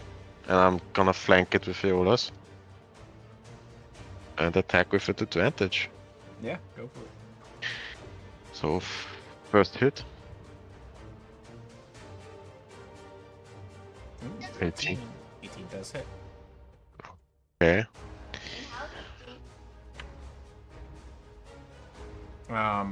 Roll damage. If it goes to a... Whoa. Yeah. Are you smiting? No. Not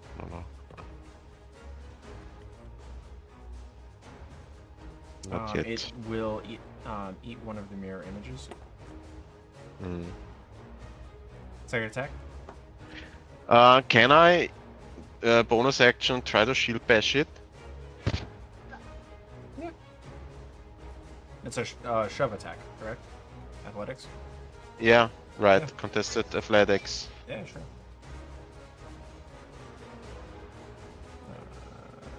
Okay, go ahead. Nope, you win that. Okay. So I push it down. You then like to I'll- knock it prone? Yeah. Certainly. I mean, I got advantage anyway, but if it wants to move, it needs half its movement. Yeah.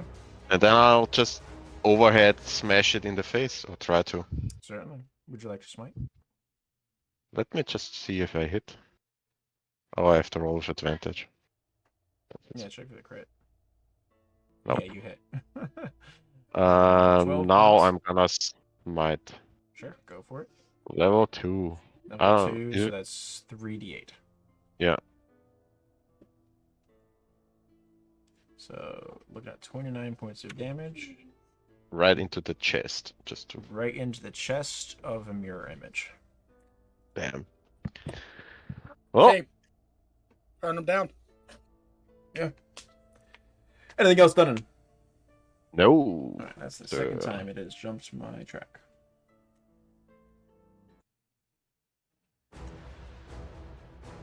Putting on 8 level plus music. There we go. Okay. That'll then bring us to Helleras.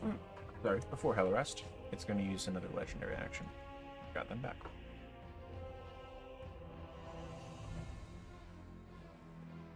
It will cast Dimension Door.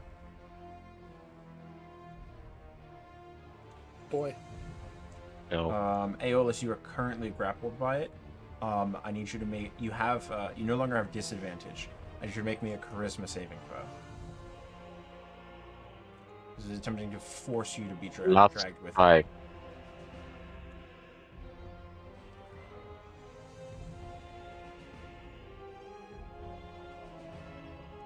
I have disadvantage anyway because of my mutagens. Oh, because of your mutagen. It didn't go far. It shifted to back there. Now it's Hellrest's round. Okay.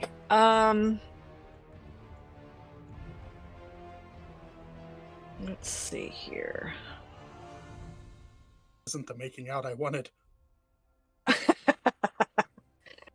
Let's see here. What was that about sucking off, huh? Again, she's thinking radiant damage is going to do some shit to this thing, so she's going to go 3, 4, 5, 6. Is that 30? That would be 30, right? And that should give her a straight line to him without getting to Aeolus. Yeah, sure. Yeah. I'm missing Aeolus, so I'll go ahead and hit it with Guiding Bolt Certainly. at level 2. Nice. 29. Nice hit. Hey, yeah. So that's 20, 33, 35 points of damage from that guiding bolt. Huge damage. Nice. Roll for mirror image.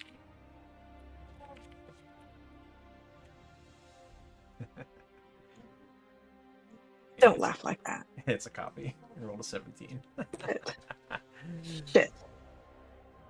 But it has Aeolus. How's it a mirror image if it's Aeolus? If it's got Aeolus? It's like multiple. It's like a heat shimmer where there's multiple of them overlaid on top of each other. That really throws you off. That makes sense. Okay. Well, fuck. Hey, at least we know it. If we get the right one, it's... Yeah. It's just gonna keep trying to guiding bolt. Fuck this guy. And she will pull Corin now, finally. Sure, sounds good. Mark off a first level spell slot to pull Corin. Yep. And then Corin pops within 15 feet of you. Yeah, she's gonna come right next to me. Wonderful. I didn't mean to do that.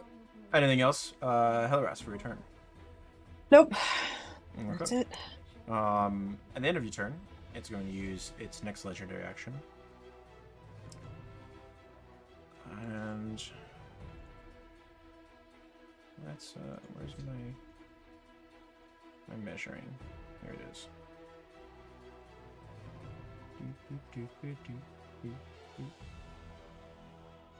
Alright. You drew enough of its attention. It's going to angle this cone to include you, Hellrast. Of course. The other option was why not? including Tang. But, okay. So Aeolus, Dunnan, Hellrast, I need intelligence saving throws, please. Yeah. And then Hellrast, roll a second one for Corin. Okay. And blast. Wow. Big saves there. Big saves. I got a +7 in intelligence, so Yeah. that's okay. Okay. Dunnan, you fail. Dunnan, you take 24 points of psychic damage. Sorry, go ahead. Figures. It's Yeah. my lowest save. Yeah, you take 24, and you are stunned for the next minute. You can save at the end of each of your turns. Cool. The rest of you take 12. Corin takes nothing. Yeah. And you are not stunned. Now we come to Tang's turn. Tang, what up? I can cast a spell that doesn't require concentration. Correct. You can cast anything that is non-concentration, but Okay. nothing else. Okay, I am going to cast Mass Healing Word. That is not concentration. Go for it. Wonderful. I'm casting that at the 4th level. Okay. Everyone's within range for you. Mm-hmm. 16 points to everybody, and then you're not damaged, so you don't get any area anyway. No. And then I'm going to continue to try to be as concealed as possible. Okay.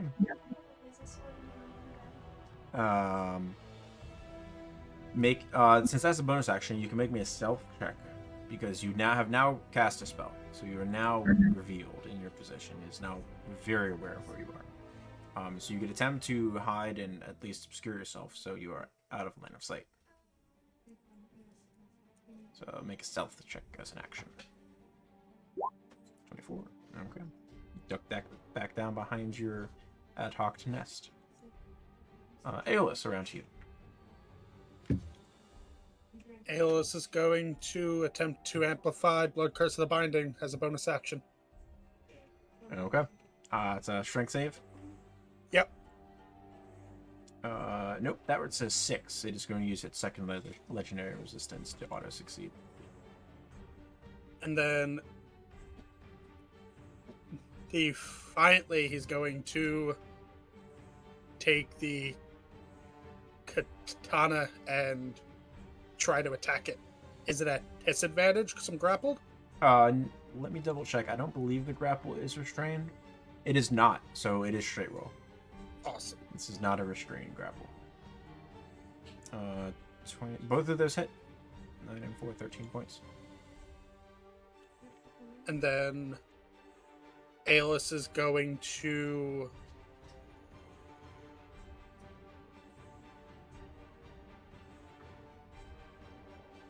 that's the end of his turn.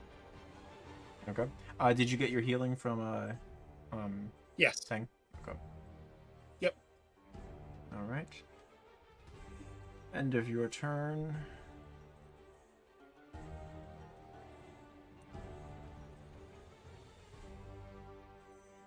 Creature is going to use its third and final legendary action.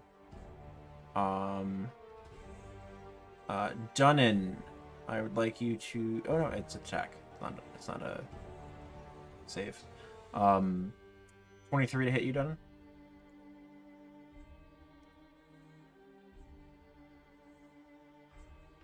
Yes.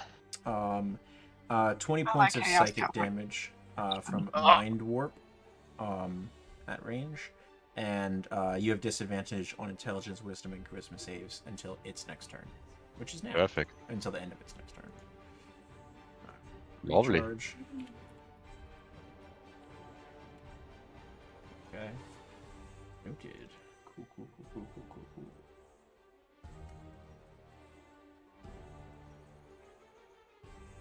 What's the range on this?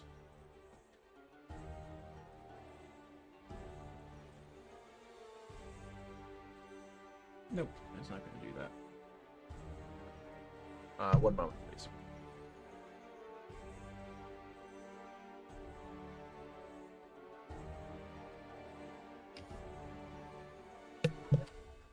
All right.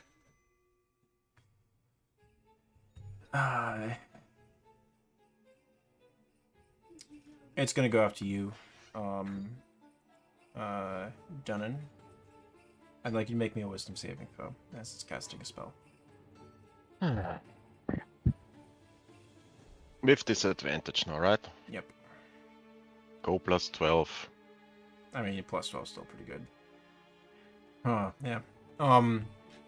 You hear the dozens of whispers inside your mind intensify and focus, urging you to take up arms with it. Kill your companions, and then kill yourself. That's what it was, and you want to do it for the briefest of moments. Get out of my head! Also, I'm stunned. I can't do anything. You resist the dominate monster. Monster? I'm no monster. Yes, you are. That's rude. And then that'll bring us to your turn, Dunnan. I have to roll a saving throw, right? Yes. I need a wisdom saving throw from you first, and then an intelligence saving throw. Both with wisdom different. saves are straight rolls again. Oh, okay. Yep. Yikes.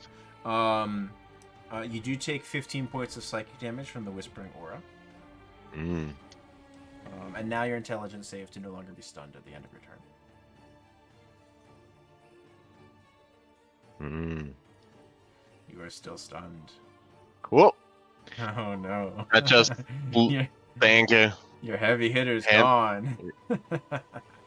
Well, was nice knowing you guys. And that brings us to Hellerest. You're outside of its aura range. Little big.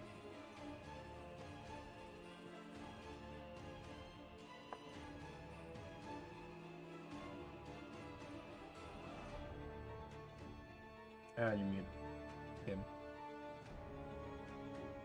Whoops. Sorry. Can you hear me now? Yes. Okay. Gonna cast Life Transference for Dunnan. Is that a touch or is that range?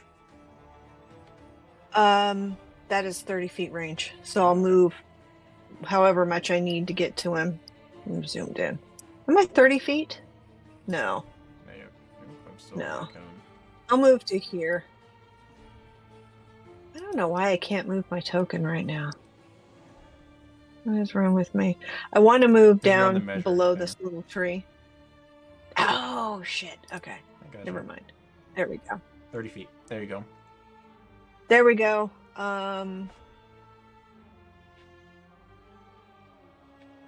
48. So you take 22 points of damage, correct? And Dunnan heals 44? 44. Yes. Cool. Nice. Yeah, big spell. But I'm still useless. Big spell. Yeah, but you're not dead. But you're nowhere near dying. Anything with a I bonus? was fine. Anything with a bonus? No. Okay. That'll bring us to Tang. With, prior to that, it's going to do a legendary action.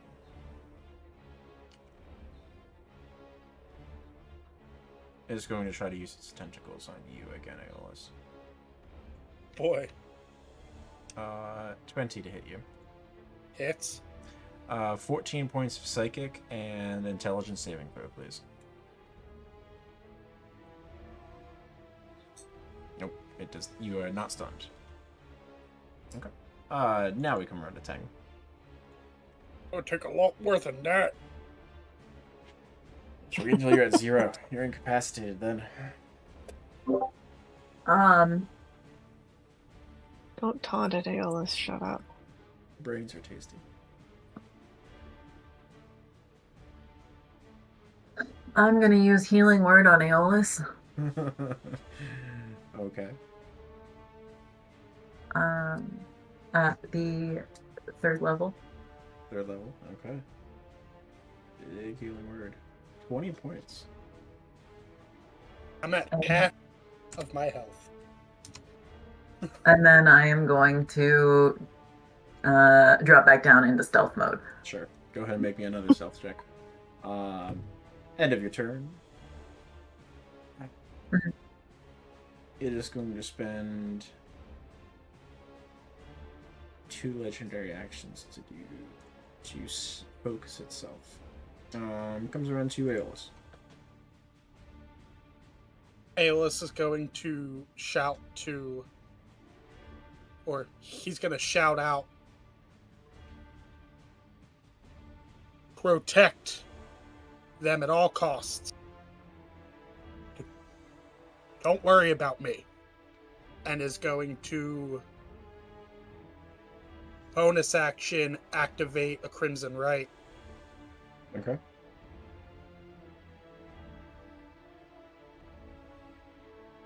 And is going to try to strike at the creature. Yeah, go for it. 9 and 15. 15 just hits, actually. And 7 points. And then at the end of his turn, You he's guys going bitch. to... You know, I thought that was you reaching out to our friend. Didn't think you were quite as ugly, though. I was picturing more scales. I think That's my turn. Alright. Ronet's turn, it gets his legendary actions back. Oh no. It's going to start by casting Vampiric Touch Ooh. on you. Ooh. 19 to hit you. Yeah, that hits. You take 15 points of damage and it regains hit points. Oh, are we feeling threatened? It just sucked your life force, so Uh-huh. depends how threatened you feel with tentacles wrapping around your neck. It's picking the suckiest person to drain of life force. It is! Not much. Also Not fair. not much wisdom. It's fulfilling all of Aeolus's fantasies. That'll bring us to done. Getting It's stuck after off me by a from my monster. brain! Killed by tentacles and Yeah. dying. Yeah. Stuck off by a monster. Death by snoo. Done. I forgot. Yes. To have Aeolus. Aeolus, roll me a wisdom save, please. Uh-oh. At the start of your turn. You're within its aura as well. And Dunnan, roll me a wisdom save within its aura. Dunnan, you're good. Aeolus, you take 16 points of psychic.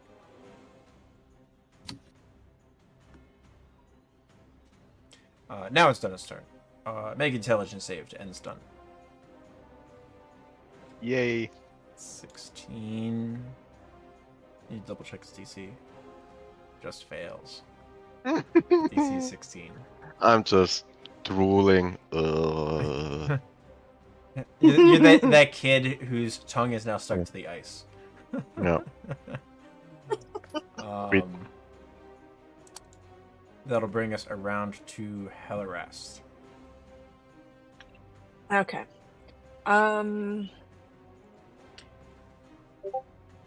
She's gonna move within 30 feet of Aeolus. So, right here. And she's gonna cast life transference to him as well. Okay. How close do you get to my warlock? Nope. Oh, Yeah. Oh yeah, my gosh. Yeah. Alright, so Aeolus, you heal up 14. oh shit. This That's is it. something. Yeah, it's something.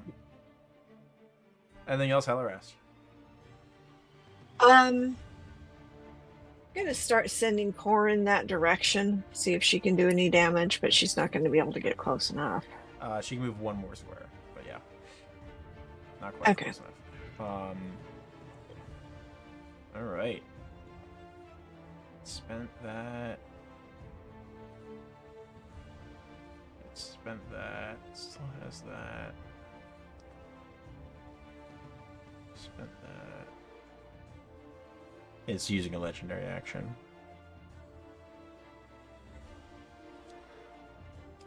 It's gonna go for a mind warp on you, Hellerast. Oh, Does shit. a So that's an 16 hit intelligence you? save? No, it's an attack roll. No. 16 to hit. Nope. Does not hit. Fuck Alright. off. That'll bring us to Fuck off. Tang with Aeolus on deck. Alright, Tang's using another mass healing word. Okay. Go for it.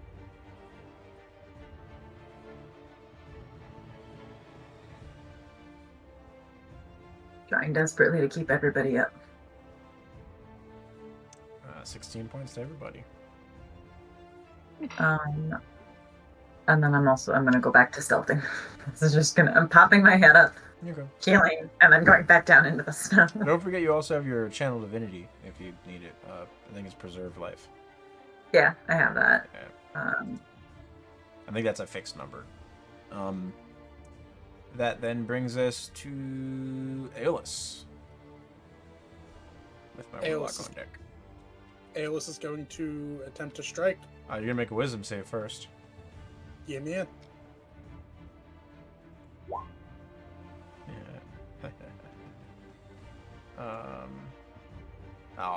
Take 9 points of psychic damage at the start of your turn. Womp womp. All right, and now 23 does hit. 5 He's points. going to use Brand of Castigation. Ooh. Last until it disappears. Right. Always in the correct direction of the creature. And each time deals damage to you or a creature you can see within 5 feet of you. Psychic damage equal to intelligence modifier. Cool. Alrighty. And then is going to strike again. And misses. Brand is solid though. Anything with a bonus? I'm just gonna flip it off with my open hand. Yeah, And that's it. Its turn. It is going to cast.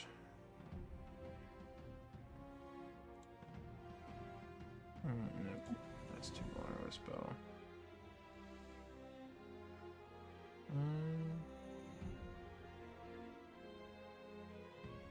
I was going to use that. Cone.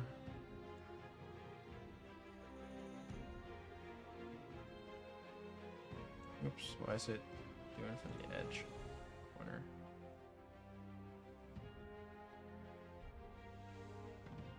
I would like intelligence saves from everybody. None for Corin, though. She's good. No. Sunny, there's no such thing shit. as double stunned. You'll be fine. Helleras, you do have a plus Of bonus course. from Yeah, Hellrest is fucked. Dunnan. Dunnan, Yeah, what's this your one. bonus? You're doling out? For the 5? aura? Yeah. 5, yeah. Okay, so that puts her at 14. That is not enough to save. Alright. Dunnan saved. Teng saves. Aeolus saves. Helleras, you're stunned. Okay. And I could Additionally- use that. Oh, wow. Okay, God. Oof. Helleras, you Jeez. failed. You take full damage of this. 15 points. 15? 15. It rolled 2 1s in its damage dice. Oh, okay. 15 total. The way that you made your noise, I thought that it was going to be a really high roll. No. I thought it Me was going to too. be 115. Nope, just 15. The rest you take 7. And I'm still stunned, right? Much of a mind You're flayer, is he? still stunned, yeah. Yeah, they're not pleasant creatures for you to fight. That'll be its turn. Dunnan. Yay. Wisdom Now I roll save. shit. You got this, Dunnan. I believe. Aye, you're good on the aura. Intelligence save. Big value right here, coming in. Whoa! You are Nice. not stunned. Your turn ends. Oh, Oh. dare you attack my brain, my strong suit. That's it. I mean, you're used to being feeble-minded. That Yeah. brings us to Hellerast. End of your turn. Intelligence save. I thank God it was before me. I would have been stunned again, probably. Okay. Helly's going to have. No. You are Kelly's stunned. gonna You take move nothing. up. You do nothing. You're stunned. Oh. You failed the Oh, save. stun. Okay, so just. Yeah. You get to make an So intelligence fuck save off. for your turn. That's it. Yeah. Oh, Stunned is just that. brutal. That's just it. Okay. Yeah. Ooh. Oh. Nope. And even with Dunnan's bonus, you're still stunned. End of your turn. Shit. It is going to mind warp you. 26 to hit you because it now has advantage. 12 points of psychic Oh, and shit, yeah. disadvantage for all of your mental saves until the end of its turn. Tagging around to you. I am using Healing Word on Aeolus. Okay. Sounds good. And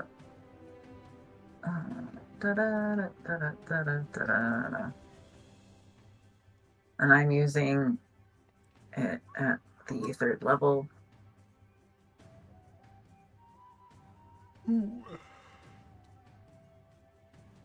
16 points.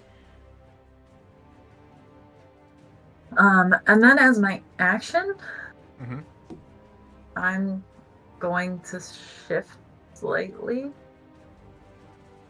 carefully on the ice. Be less cone-shaped. Be less cone-shaped, yeah. Shift a little bit further over. Yep.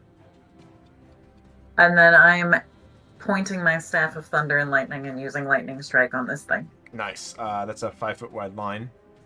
Yep, 5-foot wide line, 120 feet long. It has to make a DC 15 Dex saving throw. Dex save. It gets a 15 exactly. So I believe it's still half damage though, right? Yep. Good damage. 12 points of lightning damage as it cracks through the space. Anything else? No, that's my action and my bonus action and my shift. As you conclude this, you hear the voice press into your mind. Not just from this creature. It feels like there's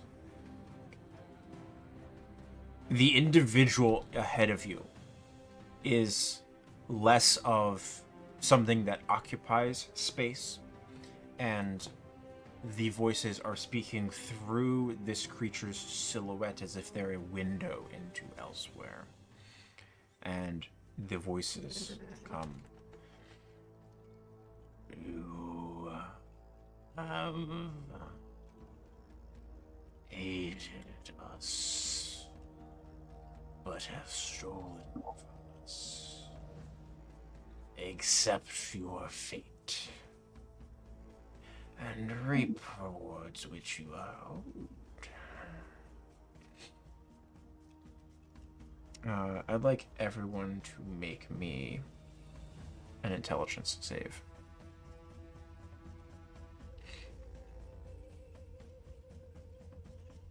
Yeah, finally. Wow. Okay. Big number, done it. Fuck you, Alright, my so player. for everyone except Teng, there is a duality here. Teng, your vision shifts suddenly, as if all of the colors of the world have adjusted ever so slightly. The same exact degree, just moved to one side. The world is amiss, unsettled, uneven. The rest of you see two realities overlaid on top of one another for the briefest of moments. Let me adjust this.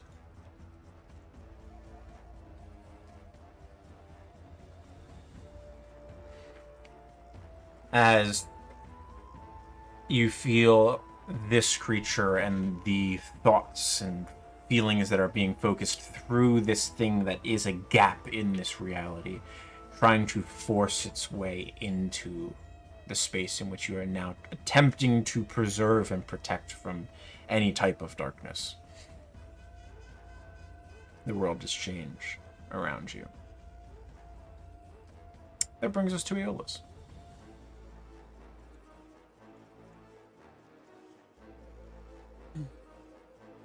Aeolus is going to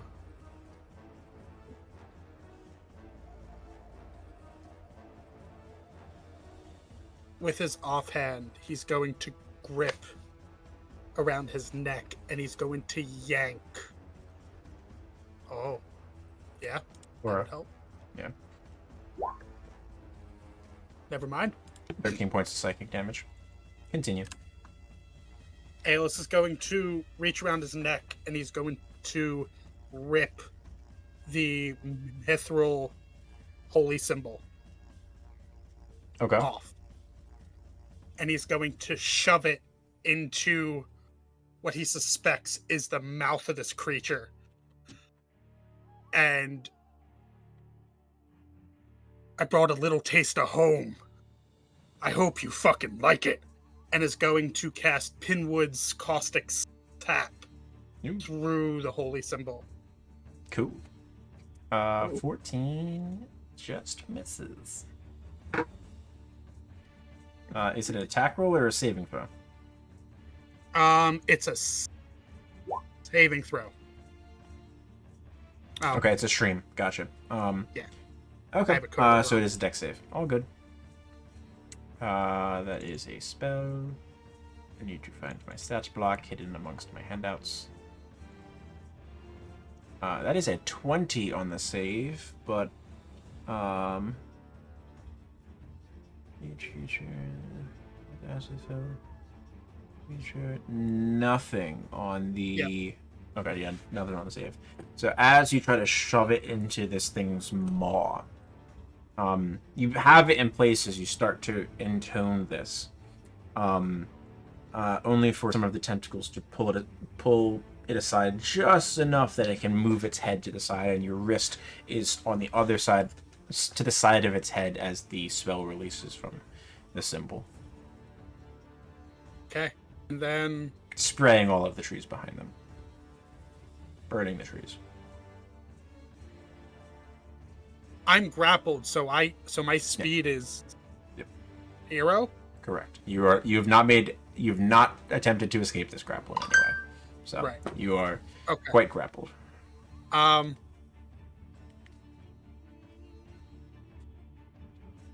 Aeolus is going to wrap his arms around the creature, Okay, sure.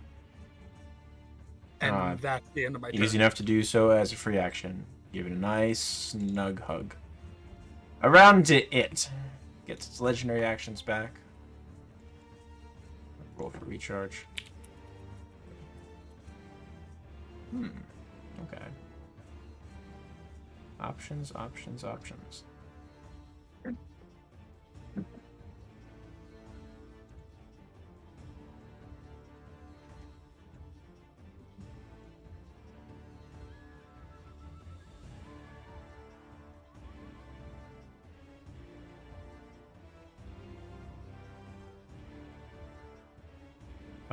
It's dragging you over to here, Aeolus.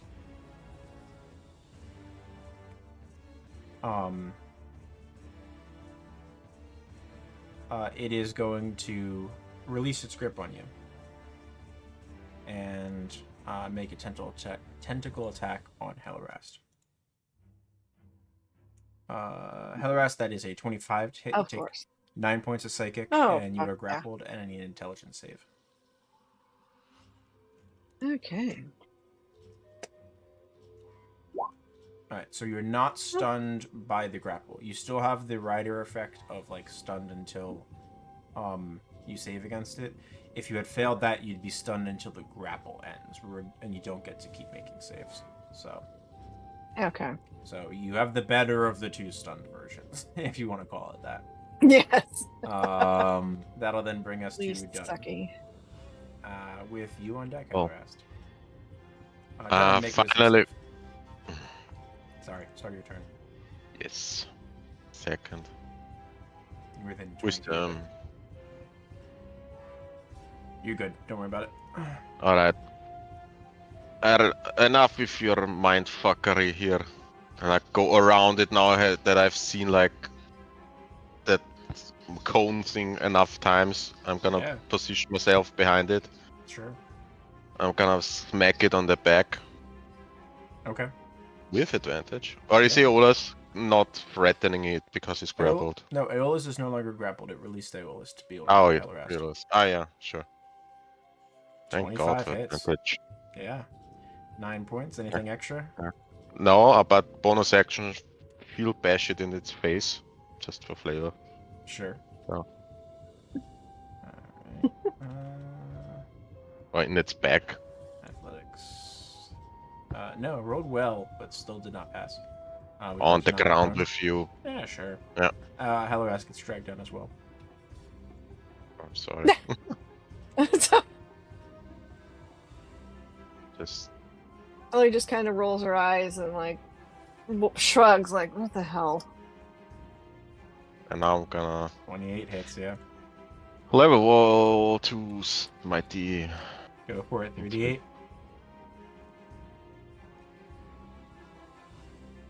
So 17. Nice. Return the flavor. It's starting to look rough. Messing with my brain. That seems to be preoccupied at the moment. Hmm. Anything else? Nope. At the end of your turn, it's going to use another legendary action. As Hylaras, you feel your form twisted suddenly. The strength of these tentacles unexpected. And a sharp beak-like mouth start to tap and bite on the back of your skull. It's going to attempt to extract brain. Because you are incapacitated and grappled. Oh, great. Wonderful. What do I roll? No, What it's an do I attack do? roll. Oh, okay. Okay. You were kind of cutting in and out. What did sorry. What was the?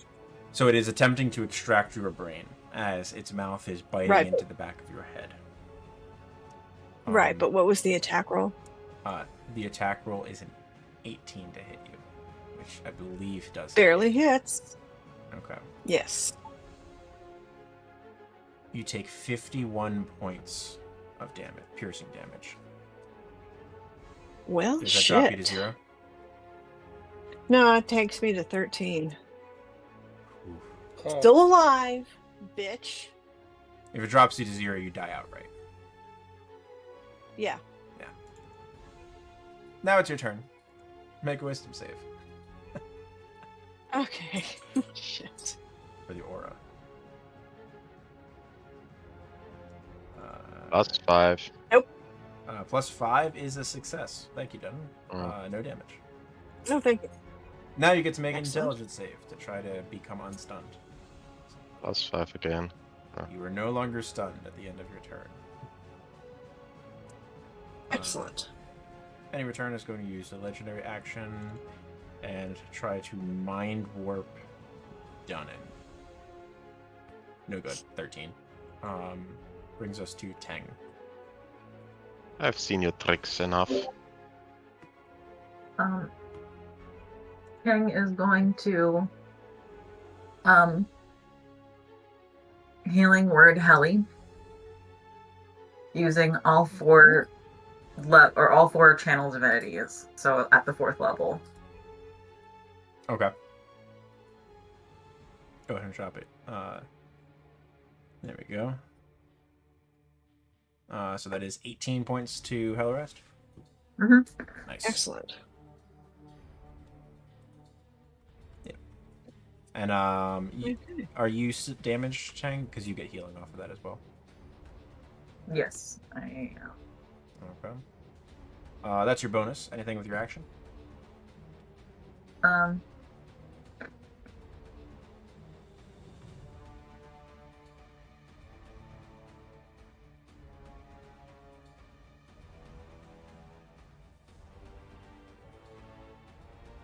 I'm gonna cast Guiding Bolt on it. Certainly. Roll with disadvantage. Okay. It's prone. It's on the ground. Roll with disadvantage? Disadvantage. Yeah. Okay. It was ranged attack on the prone target. Okay.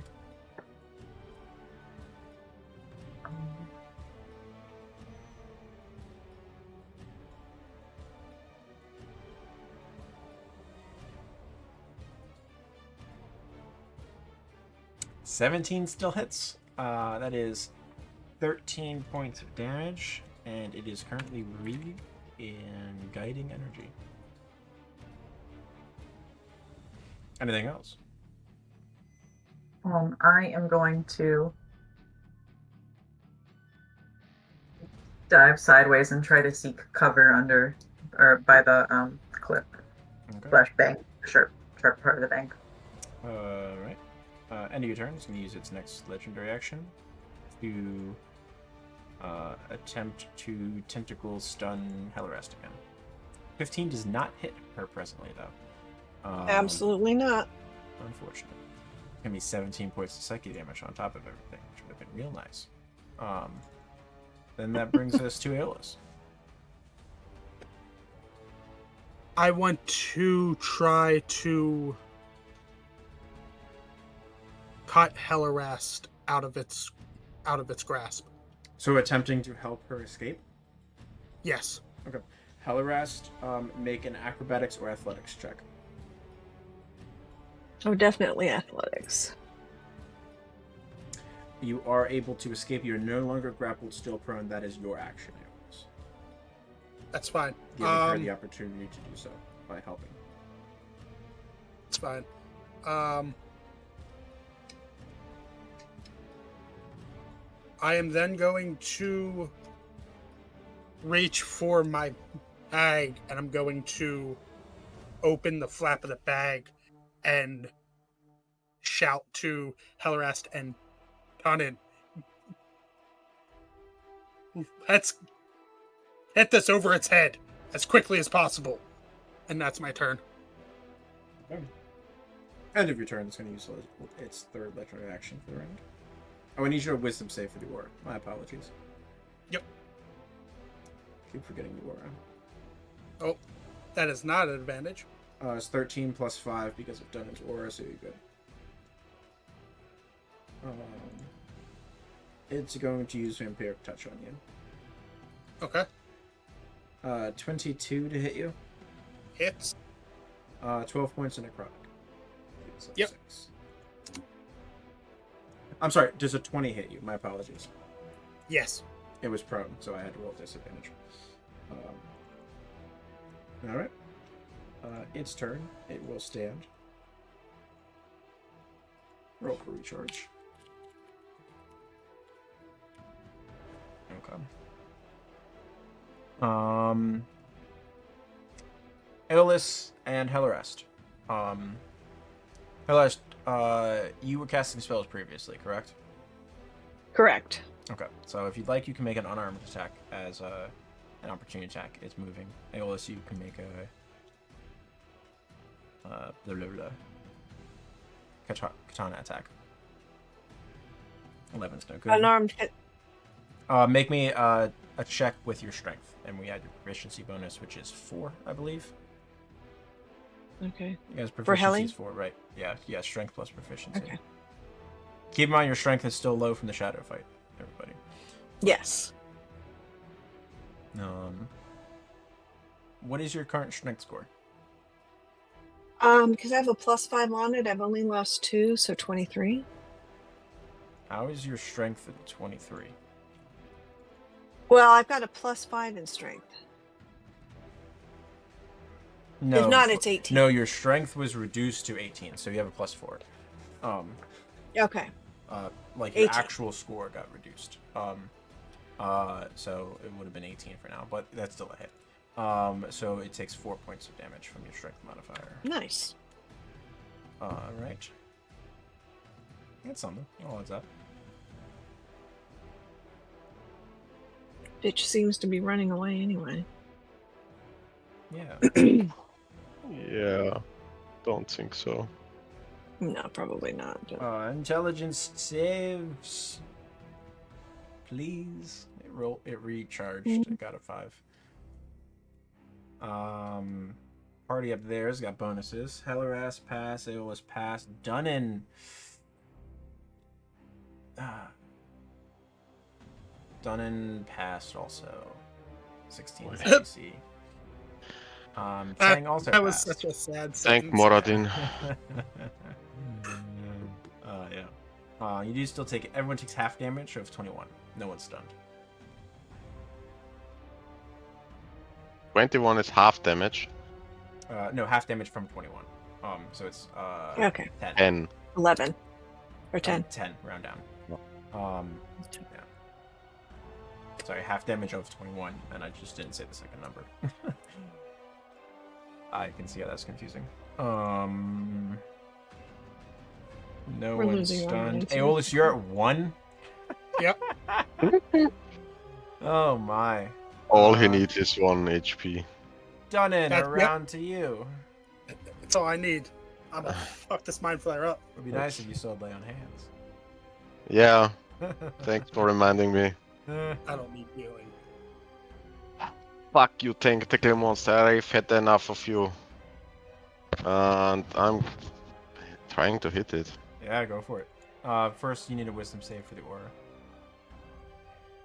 Yeah. 18 does hit. You do take 13 points of psychic damage for the aura. 13. That is 13 points of damage to it. One of 13s here. Then Smiting? again, shield bash, putting it down, trying to, and then attacking with advantage and hoping for a crit. Or Oh, I yeah. roll like crit on advantage. It's Yeah. prone. No. Yeah. No. It's not beating a 32. I'm just pushing it into the snow or whatever that is on the floor. Yeah. There it is. 16 does hit. That's 9 points. I'm just gonna use it now. I'm gonna use my level 3 smite onto Level it. 3? Alright, 4d8. Yeah. Pressing the hammer into its Big damage. ass. 21.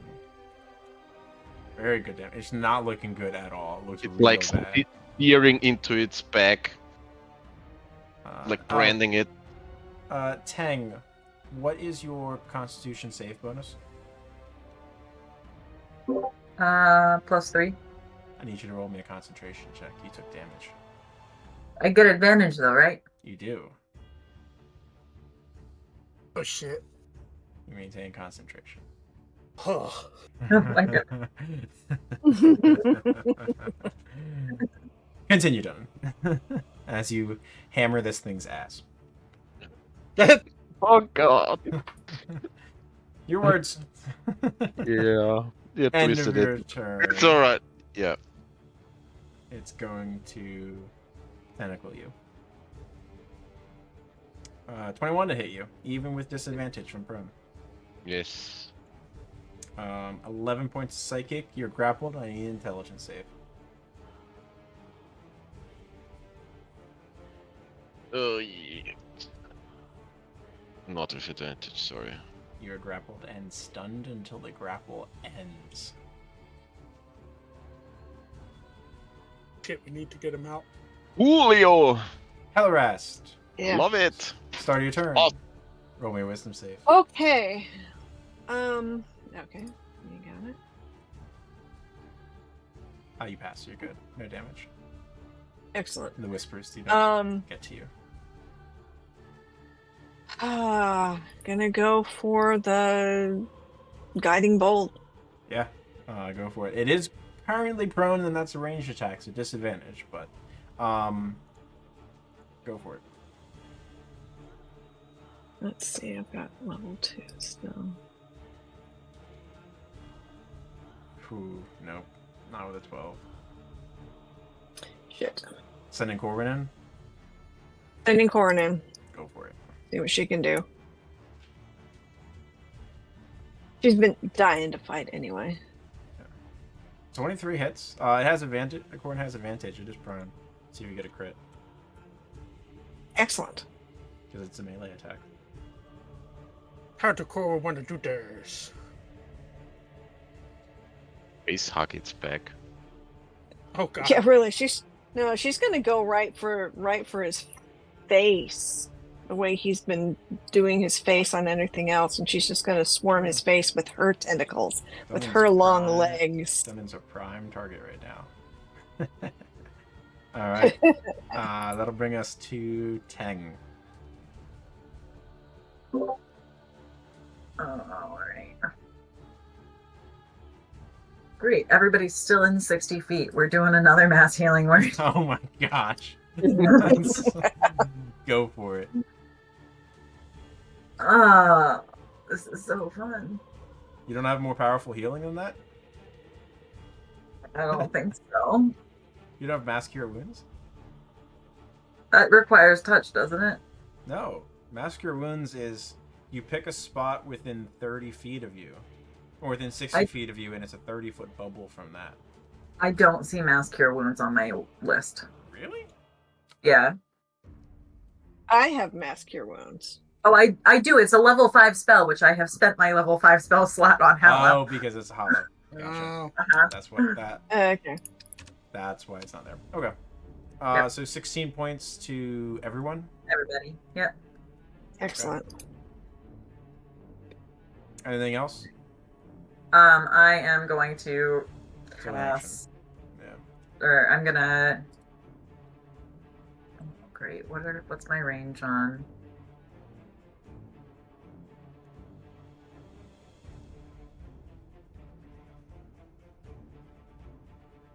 Okay.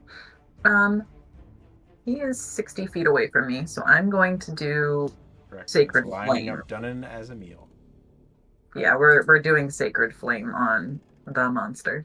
Yeah, sure. Dex save. Yes.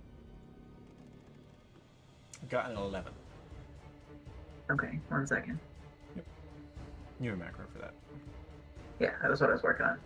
11 points of radiant damage. It is still standing. Anything else for your turn? No, that's all I got. Okay. Aeolus, around to you. Please take it out, Aeolus. Aeolus is about to take damage.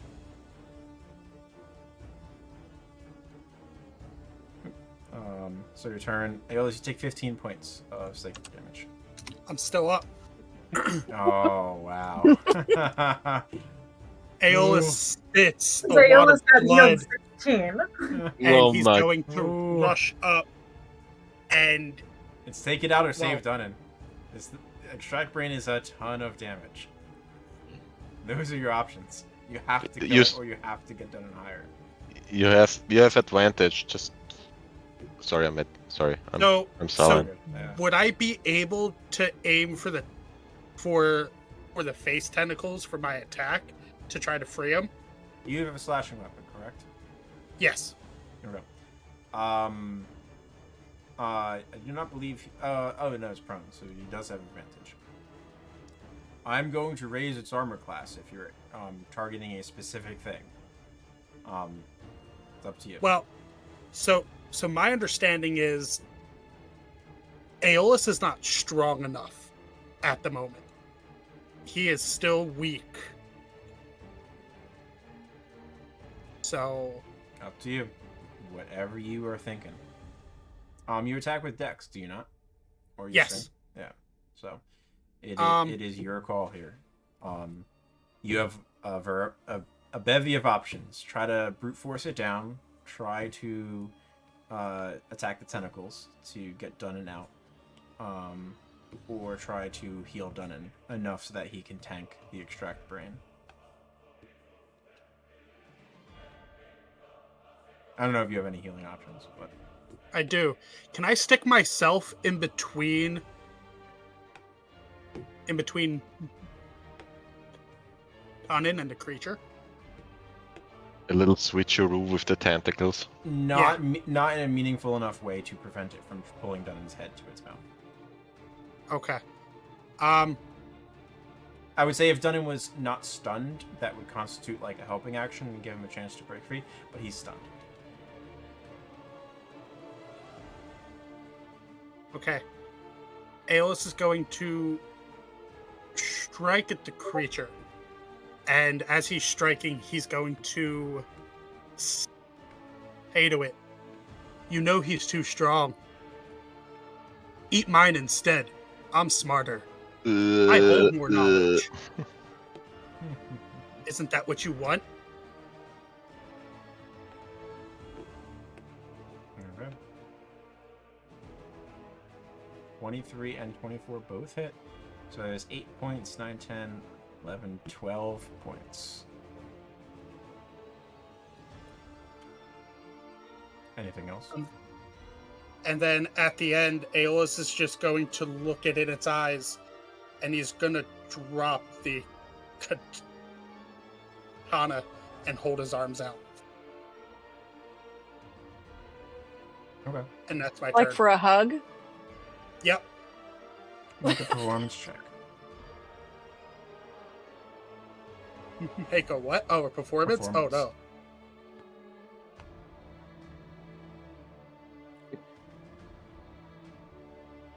You hear the presence rush past your mental defenses, as if they're not there. We will feed you. Oh. Its turn. It turns its eyes from you, Aeolus, and goes to chow down on your friend's brain. Dunnan, you are currently stunned. Mhm. It means it has advantage. I mean, you're pro now, so it's going to stand up, obviously. Mhm. But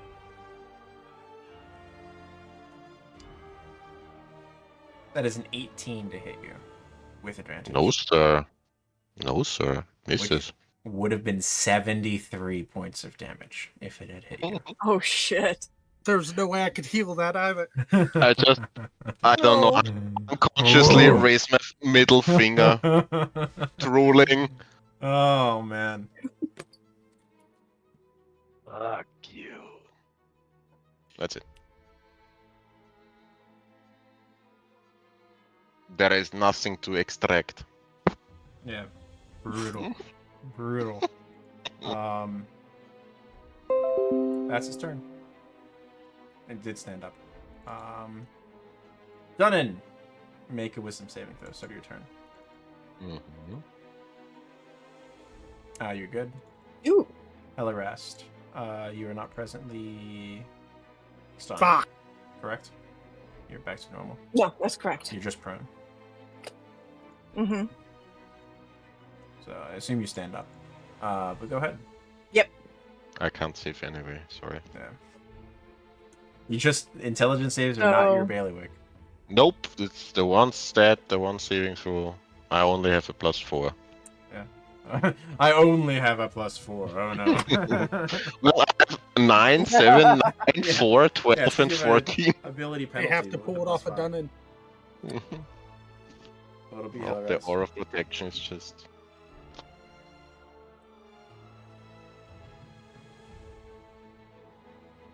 You are aware. it Oh, can am be I a tough supposed to be doing miss. something? It's your turn. Okay. I need a wisdom save from you, I stopped. and then I need you to make a decision Uh-huh. because it can attempt to re-extract Dunnan's brain at the end of your turn as a legendary action. Oh shit. I'm sorry, I've got family shit going on around me. All good. I'm a little distracted. Okay. Wisdom save? Wisdom save to start with because of its Intelligence aura. Wisdom to start with because of the aura. Well, shit. You take 11 points of psychic to start your turn. What are you doing Okay. for your turn? God damn. Well, Corn's gonna take a shot first. Go for it. Bonus action. See what she does. Yeah. 13 Not does much. not hit. Doesn't hit. No. AC's 15. You guys figure this out. Gonna try guiding bolt again. Okay. What level? Let's see. Actually, is Dunnan grappled? Grappled and stunned. And its mouth is Grappled currently and on the stunned. back of Dunnan's head. Okay. The You know hour is what? nigh. Have we just decided whether or not it takes necromantic damage? You've not determined one way or another.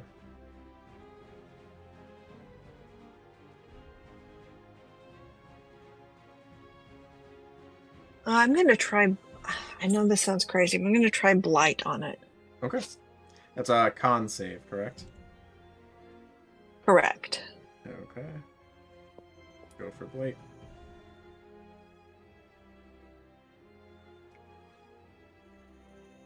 That is a 21 on the Constitution saving throw. Does Blight have half damage? Yes. Okay. Yes. So that is 16 on the hat. Mm-hmm. It has 16 hit points left. How do you want to do this? If you had rolled one less damage on Blight, it would survive and try to get done again. Oh shit! Awesome. One less Just and it would have taken gonna 15 if you had rolled 31 or lower. throw it at him, and when I see it just wither and die and collapse in on itself, like I don't know. I kind of see it like the head of the Nazgul when Eowyn sticks the sword in his face, just like crumpling on itself. She's just gonna scream. Okay. A real orcish. "Ah!" As you unleash this fury upon the creature, you see part of its skin start to peel back. You're not sure where back is going to. It's like it's being pulled away from its whatever skeletal structure this creature has, but instead of being pulled like towards the back of its head or toward the front, it just looks like it's being peeled away and into folded space as it blackens and turns to ash. Bits of it start to rot away, leaving behind a weird physiological muscular skeletal structure before that too gets pulled into this nothingness that is behind. The last thing that vanishes into this tear as reality re-rends around this thing vanishing is the scraping of its circular orifice that serves as its mouth, dragging along Dunnan's skull in the last attempt to try to feed, which would have hit you with a 22 for 59 points of damage and killed you. Oh shit. No. We're gonna end the session there at the end of combat. Yeah. And I will pick up Still with alive. the rest of the Hollow spell next session. Great. Ooh. Yeah, that was a close one. Yeah. Jeez. I didn't expect the second phase, to be honest. After the shadows? Yeah. Never. No one ever does. No. I'm glad I hold off on some stuff. Yeah. Part of the fun. Good Jesus. session, Good God. everybody. Mind flares are terrifying, man. That was scary. My That players was are a nasty. mind flare, Hey. right? I spent Yeah. all of my level 4 spells and almost all but one of my level 3 spells Oh my on gosh. healing you guys. Oh my gosh. It worked. Thank Yeah. you. To be honest- you were able to avoid being forced to make multiple Constitution saves. Is the I big mean- thing also. Spencer was lucky. Man, you recharged that mind blast like 3 times? 4 times? 4 times, but one of them is its legendary action it can do once a day. It can spend 2 legendary actions and automatically recharge. So I spent two actions in one of its rounds to force a recharge. Because it had failed the previous roll, it got a 2 instead of a 5 or 6. So I was like, nope, we're gonna get it back. We're gonna use it. Gonna fuck those guys. No. You passed the save. You passed the one save that mattered, which was the Dominate monster. If you had fallen to Dominate Dunnan, I think that would have gone very, very differently. That would have Most been a full likely. PPK. Because Most Dominate, it can tell you to hurt yourself, also. So you can also tell you to fail the save against plane shift, and it can shift you somewhere else. And then you're just gone. Cool. Oh, Cool stuff, yeah. Oh God. All right, we'll pick up there next session. Okay. awesome. Okay, guys. See you soon. Alrighty. Hey, Cool. hey, Spencer, I have a See you next question. week. See you next Bye. week.